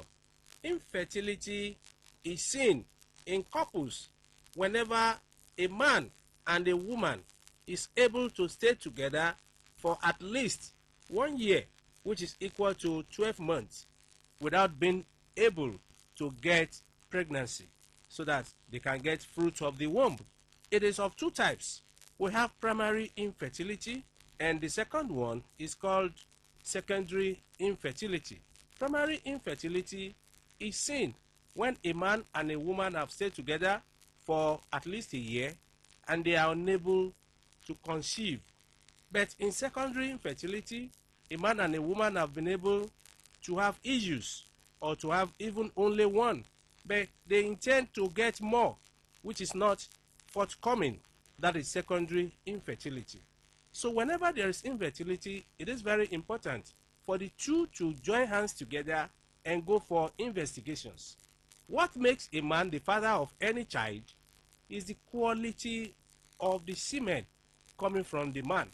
That a man is able to perform doesn't make him the father of any child. What is coming from a man is gotten from the testicles. In some men, the number of sperm cells can drop, a situation that we call oligospermia. In some, the cells may not even be there at all, a situation that is called azoospermia. Some men do experience a situation where what is coming from them is nothing but only water. All the qualities are not there. There are many factors that can make a man to come under these conditions, part of which is drug abuse. There are some medications that some men do take that are spermicidal. That is, they are killers of the cells that makes a man the father of any child. Not only this, it is possible when a man is exposed to very high temperature, particularly the private part, for the cells to die or get weakened. And that is why the nature in his species did not put the testicles inside our abdomen, because the process of spermatogenesis does not require very high temperature. That is why they are kept in the sac under there, so that the temperature can be a mild one. Not only this, infections that men have suffered from, whether in the past or in the recent, can also destroy all the cells. Even some before their puberty, if they suffer from mumps infection, a viral infection, it can destroy all the tissues that are supposed to produce the cells. Some do suffer from sexually transmitted infections that have been able to get deep into the testicles and destroy all the cells. At times, hormonal imbalance can also affect the quality of semen a man produces. All this can make the man to be the cause of infertility in his family. In women, it is possible for challenges to also result from infection. Infections that are poorly treated in women can make a woman to suffer from serious lower abdominal pains, which can spread upward and tend to block the fallopian tube. In some women, drug abuse can be the challenge. Some women, without even having any issue, they take to lifestyle of taking contraceptives, pills, or injections that they use to prevent pregnancy without having any issue. And this can cause hormonal imbalance and disrupt all their fertility profile to the extent that when the time comes that they have the desire for this, they may not be able to get it. Not only this, some have done repeated abortions that perforate the uterus, or the uterus has been destroyed, or the layers are not complete again. Under that condition, when a woman conceives, in less than 8 weeks, it will drop. Some have fibroids, a mass growing inside the lumen of the uterus that is not giving enough space for pregnancy to grow to maturity. And that's why we say, under this condition, we have to first agree on how to get out of the challenge. And how do one get out of challenge? It is by visiting a competent healthcare giver who will be able to do investigations and know what the root cause of the problem is. It may be from man, it may be from the woman of the house, and at times it can be from both of them. And once the root cause of the challenge is determined, the way out will not be far-fetched. Anytime there is infertility in families, we do advise that mutual understanding is very important. For more enlightenment and advice, the number you can call is 080-33-111-946. 080-33-111-946. I repeat, 080-33-111-946. Thank you. All right. You've been listening to the program Roots and Herbs. Roots and Herbs is a program that discusses health-related challenges and suggests possible ways out from the herbal medicine perspective. Roots and Herbs is put together and sponsored by Herbal Heritage International, also known as Baba Yoruba. Baba Yoruba is currently having a special promo package.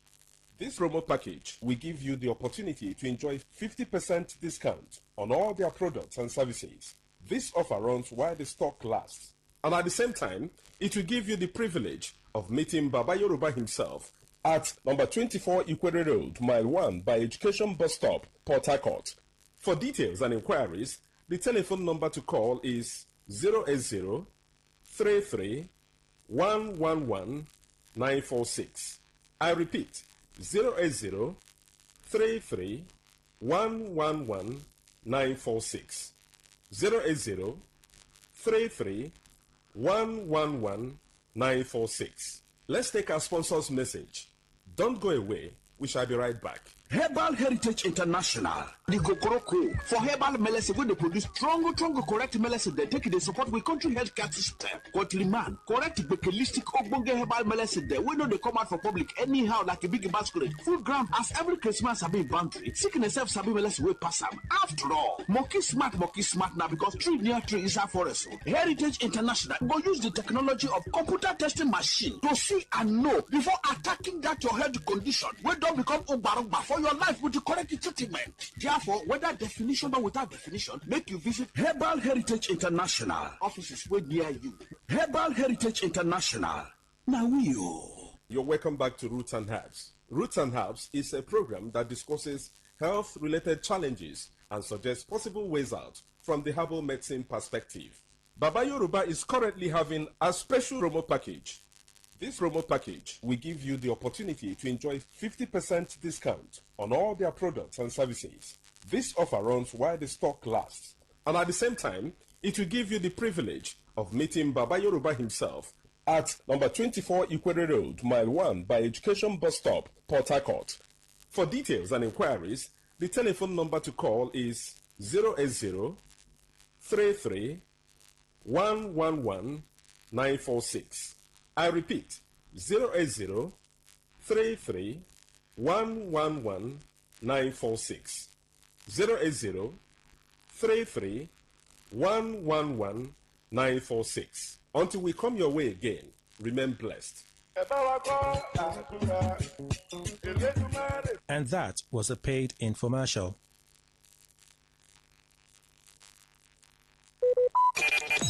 Talk radio. I listen to a lot of talk radio. 95.1 FM.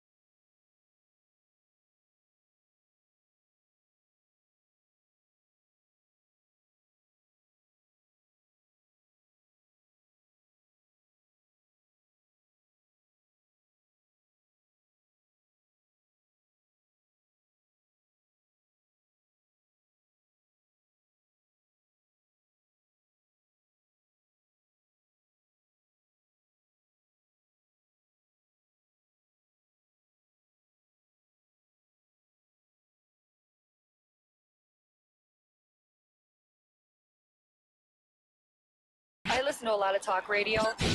95.1 FM. People fixing the world.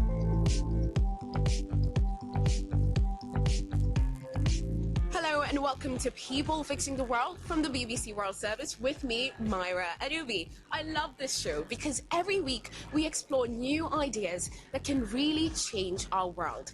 And today, I'm meeting people whose life experiences have led them to create innovations that just might make a difference.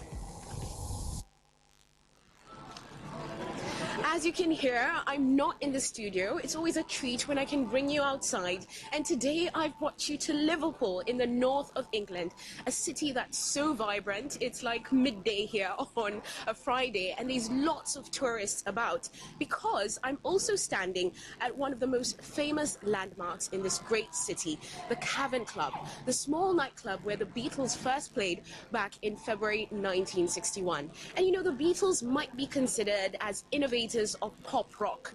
But today, sadly, I'm not going into the club. I am instead going on my own magical mystery tour to find a different kind of innovator.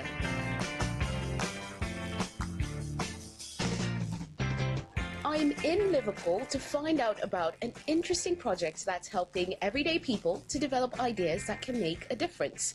Because some problems are best solved by the people who've been impacted by them. But the trouble is, many of those people lack the time, the money, and the connections to develop their solutions. So their expertise and creativity remains untapped. But that's where today's solution comes in. It's called Citizen First, and it's a local government-backed scheme that gives ordinary people a chance to bring their ideas to life.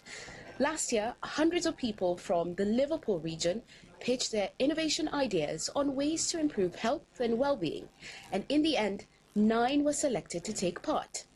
The Citizen First program then set up these 9 entrepreneurs with a proper salary, mentorship, and technical advice for an entire year to develop their ideas. This level of support meant it was open to ordinary people like travel agents, hairdressers, and yoga teachers, not just the usual serial entrepreneurs or tech bros. So let's go find some of these people. First on my list is Faye Boswell. She's developing an app called Sensified Spaces to help autistic and neurodivergent people feel less overwhelmed when planning their days out. I meet her just a few minutes away from the Cavern Club at the bustling Liverpool One shopping centre. Hello, I'm looking for Faye. That is me. Hi, Hello. Nice to see you. Hello. So you're getting a coffee? I am. Much needed coffee. Right, what kind of coffee girl are you? What do you prefer? I'm a latte girl. Oh, me too. Oh, yeah, with a bit of caramel sometimes if I've got a sweet tooth. Okay, Yeah. I'm a vanilla one, but yes, I could do caramel as well. Okay. Lovely. So it is quite busy. I wonder, where would we find that's a bit quiet where we can speak? Well, I think what's really nice today with the sun shining is they have Shabazz Park up on the top floor, which is a lovely green area with some benches, so we can sit there. Yeah, let's go. Okay, so we found a nice cozy place to sit. So tell me, what is this idea? How does the app work? Give me a sense of what you've created. Of course. So best way I can sort of describe it, it's like TripAdvisor, but for the senses. So you can go on our platform before you visit spaces and you can see what support that they have if you need it. Where did this idea come from? Well, I already knew this was a problem and it was needed. My big sister's neurodivergent and we have a little one in the family who's autistic as well. And as much as my family is amazing at sort of planning days out and getting the support that they need, what I found was this was such an overwhelming process. I was watching my sister spending hours flicking through direct websites and Facebook and all these different places. Before she leaves the house? Before you leave the house, to just try and find out if I become overwhelmed or overstimulated, where can I get help and what help can I get? And trying to find that information was really difficult. So I'd seen it with my family, and then alongside that, I come from over 10 years working in travel. So I worked as a hotel receptionist here in the city centre. And then I went on to be a travel agent as well, and I noticed the exact same problems happening there, where I'd spend hours with families that were trying to plan holidays and didn't know what space to turn to find out what support they could access. Right, could you show me the app? Of course, I would love to. So for example, let's click on Liverpool One while we are sat in the space. The first thing that you see at the top is some images that have been shared both from the space but also from some neurodivergent visitors that have came in. So as you scroll down here, you can then see the support that's in place. Right, it shows you that sensory items are available, support staff as well, quiet shopping hours.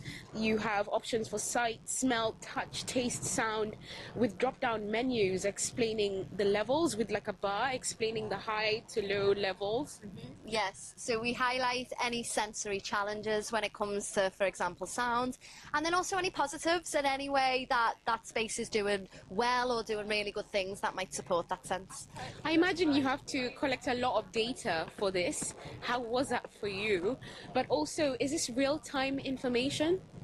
So as soon as our app goes live, we will be then collecting that real-time information. So people, whilst they are in that space, can instantly leave their feedback, and that will feed straight back to us.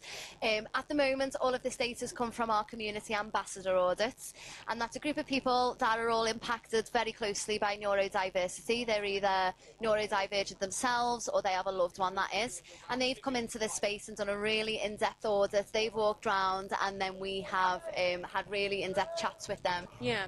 Now, it's one thing to have a solution, but then it's a whole other thing to figure out how you're going to create it, right? Yeah. Like, how do you start a tech company if you don't come from a tech background? So I'd say I sat on the idea and was trying to get little bits of advice where I could, and then a friend of mine sent me the application for the Public Life Citizen First programme, and instantly it was just the perfect fit. I felt like it had been written for the situation I was in. What exactly do you guys do? What is it? So it's a brand new programme and initiative started in Liverpool City region, and it is for anyone who has an idea that solves a healthcare challenge. So it offers us a full-time year's salary, but beyond that, it offers tech support, wider business support from the Liverpool City region, and also a group of people where we can meet up together and help each other along the way of our journey. Right, and I guess what's really special is you guys are everyday people. You know, you didn't come from tech or innovation backgrounds. We did it. And sometimes it's the people that are in the weeds of the problem and living it every day that actually have the best solutions. And I think that, to be honest, I'm a prime example of that, being the travel agent, watching, you know, my sister and my family struggle with these problems. So when will this app be available? So version 1's being tested at the moment by our ambassadors, and we will be going live in the Liverpool City region this summer. So keep your eyes out for our sensified materials wherever you go. Well, Faye, I would love to sit here with you and enjoy the sun for a bit longer, but I have to go see someone else on the program, Frankie. Oh, amazing. You're in for another exciting afternoon then. Me and Frankie have nicknamed each other Silly Sisters because we seem to bond over our little silly personalities. So it's going to carry on being a fun day for you. Faye and Frankie are among the 9 so-called hidden entrepreneurs who are part of the Citizen First program. They meet every week to discuss their ideas and support each other as they build their businesses. And like Faye, who we've just met, Frankie's innovation is also focused on helping disabled people. So we just got out of the car and already I can spot a van and someone in overalls who looks like they might be Frankie. Hi. Hi. Frankie? Yes. Oh, nice to meet you. Nice Hi. to meet you too. Myra. How you doing? Good. So tell us now what this idea is. So my idea is I've taken on an old ambulance and I've turned it into an accessible hair salon. Wow. And this is the van? This is the van. This is Bernadette. You named her. I did. I love that. I do that with my gadgets as well. Okay, so Bernadette here, she's a white van. Looks a bit like a regular delivery van, but this was actually an ambulance before? It was a passenger transport ambulance at this. Right. But yeah, I mean, she's a bit of an ugly duckling, this van. Like, from the outside, the paint job will be the last thing that happens. So it's kind of like she's in stealth mode right now. So, Frankie, Citizen First is all about lived experience, right? What was your lived experience that made you set all this up? So I was talking to my friend Tracy, who's a wheelchair user, and she's also a retired athlete, was in the Paralympics, and she was telling me, I think I was doing her hair, and she was telling me that at the Olympic Village it was the only place that she'd never had to think about how to move about, and it was all just designed around the way she moves. And I was like, that is the most obvious thing in the world. And I just thought, well, I can definitely do better than what's out there. Right, would you like me to show you the ramp? So it comes down to ground level. And then when you're in, it's very simple, really. There's not much you need from a stylist perspective other than a workstation, and we'll have a full mirror across there. So just looking at this now, it looks nothing like an ambulance. It's been stripped away, and of course you're redesigning it. But where will the water come from? Where's the electricity? What's happening? So if I move this out the way a bit, you'll be able to get a better look at these are water tanks, yeah, kind of tucked in. Yeah.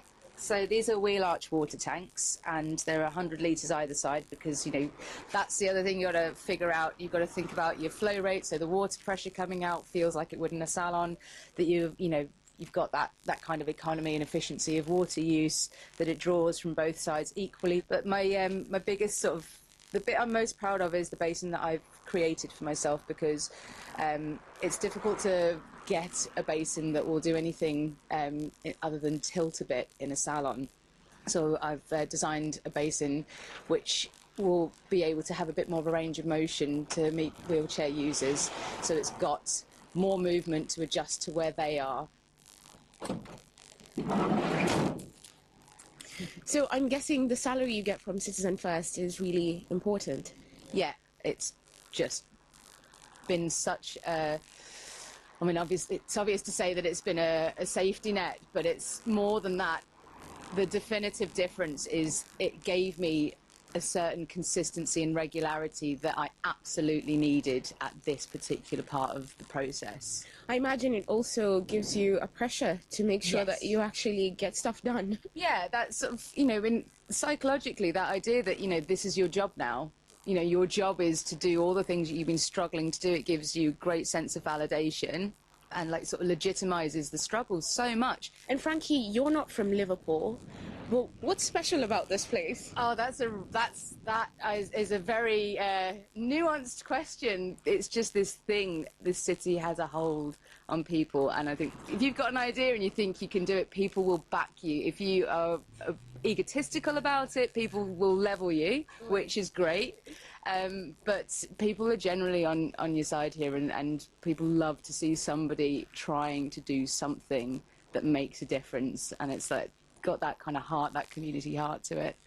So Frankie, I have a bit of time. Do you need any help with anything? That would be lovely. How would you feel about doing some sanding? Yeah, great. So you take that and just, you see these little bits of, so this is just some decorator's cork that needs flushing down to the wood, just so there's no raised seams. Okay, just make sure when your clients do come in, you tell them BBC did some sanding in here. Oh, I will do. Thank you very much.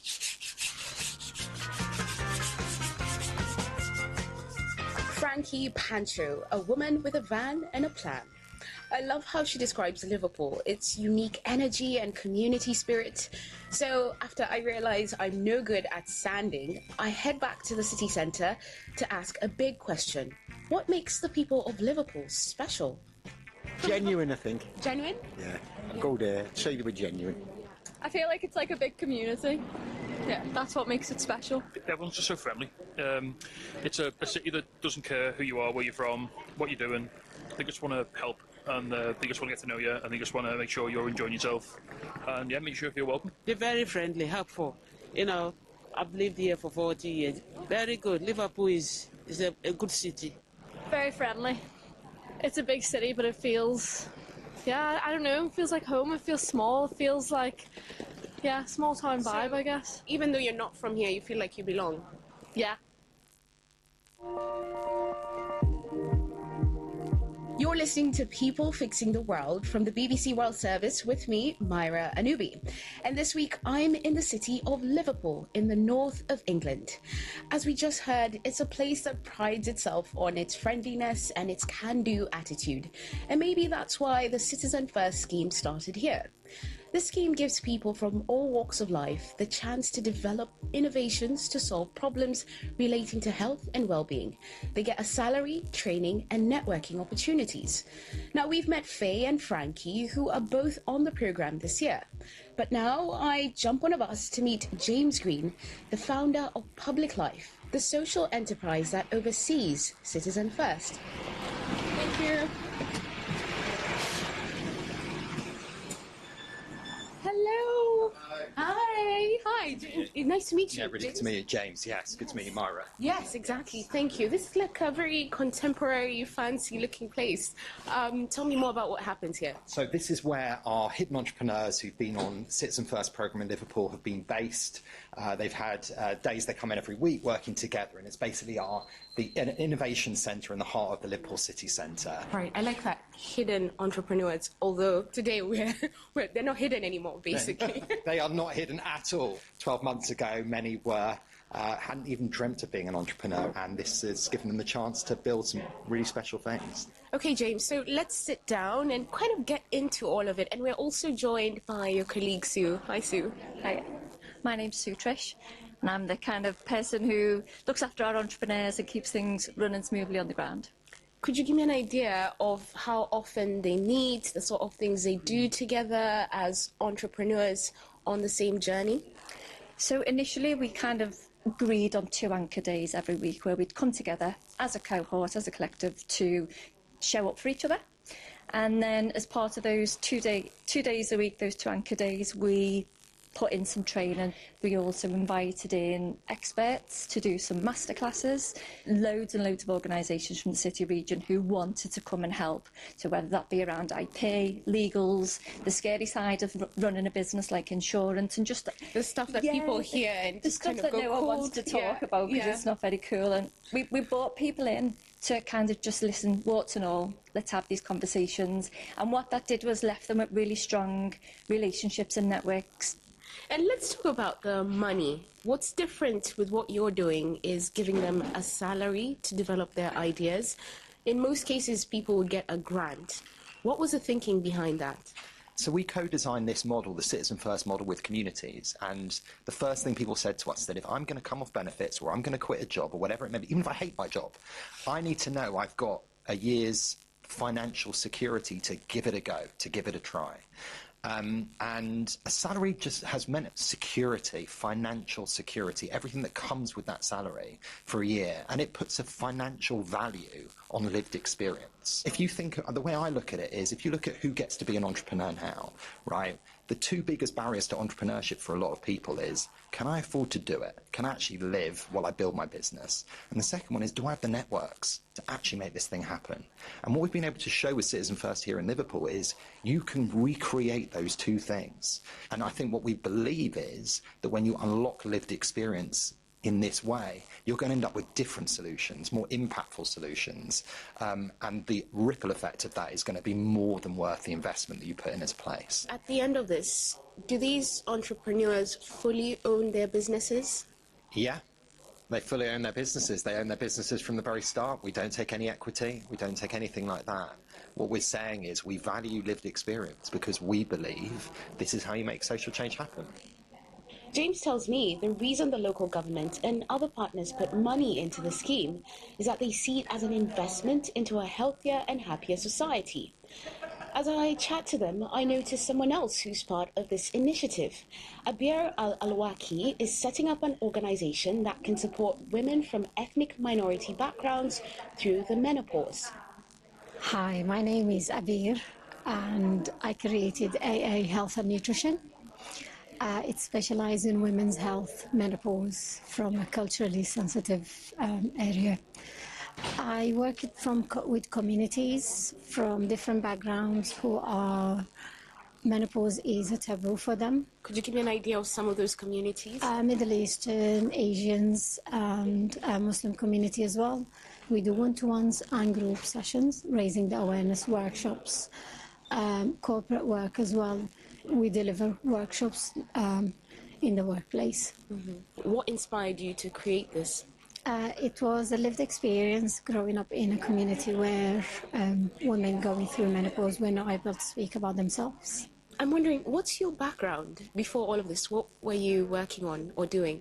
I was a dental nurse before, but then I was a mom for a long time. Okay. And then after that, I studied nutrition. So once I finished the nutrition, I wanted to help the women in the community. Of all the jobs you've done, I think the mum is the hardest one. So. It is the hardest. But did you ever think in your lifetime that you'd be able to do something so special, actually, to help your community? Did I ever think? No. I didn't think about it, but now I'm doing it. Coming back to you, James, now that the program is wrapping up, what next for Citizen First? Well, I guess the big ambition is to continue this in Liverpool City region. We want to grow this. We've got an amazing group of entrepreneurs who want to support the next group of entrepreneurs who come through this programme. But the big vision is that we see this as a missing layer of civic infrastructure should be in every major town and city in the country. And we think it's scalable, it's a replicable model, so we're speaking to a whole load of different places across the UK to scale it and to see hidden entrepreneurs unlocked in towns and cities across the country. You know, here on People Fixing the World, I'm always saying anyone can make a difference. And I wonder, for anyone who might be listening and wants to make a change, what would your advice be? I think making change is hard and it can be lonely. And I think there's two things, I think. One is just taking the step, taking that very first step to say, do you know what, I'm going to give it a go. I'm going to try and do it. And what we've been trying to do is make that first step that bit easier for people. But I think there's something more, which is making change is a long-term game. It takes time, it takes resilience, it takes drive, it takes all those things.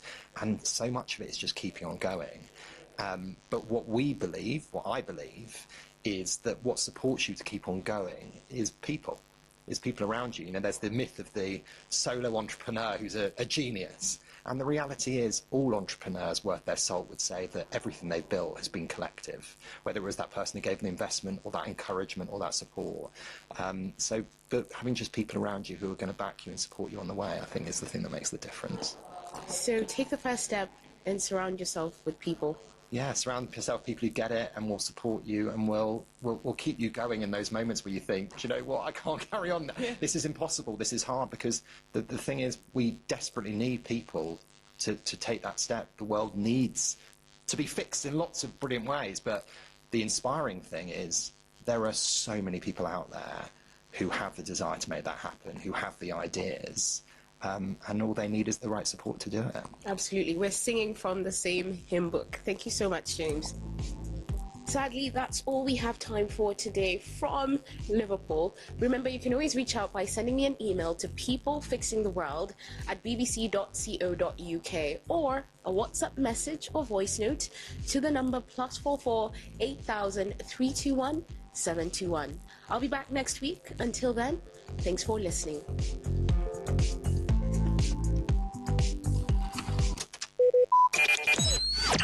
Talk radio. I listen to a lot of talk radio. 95.1 FM.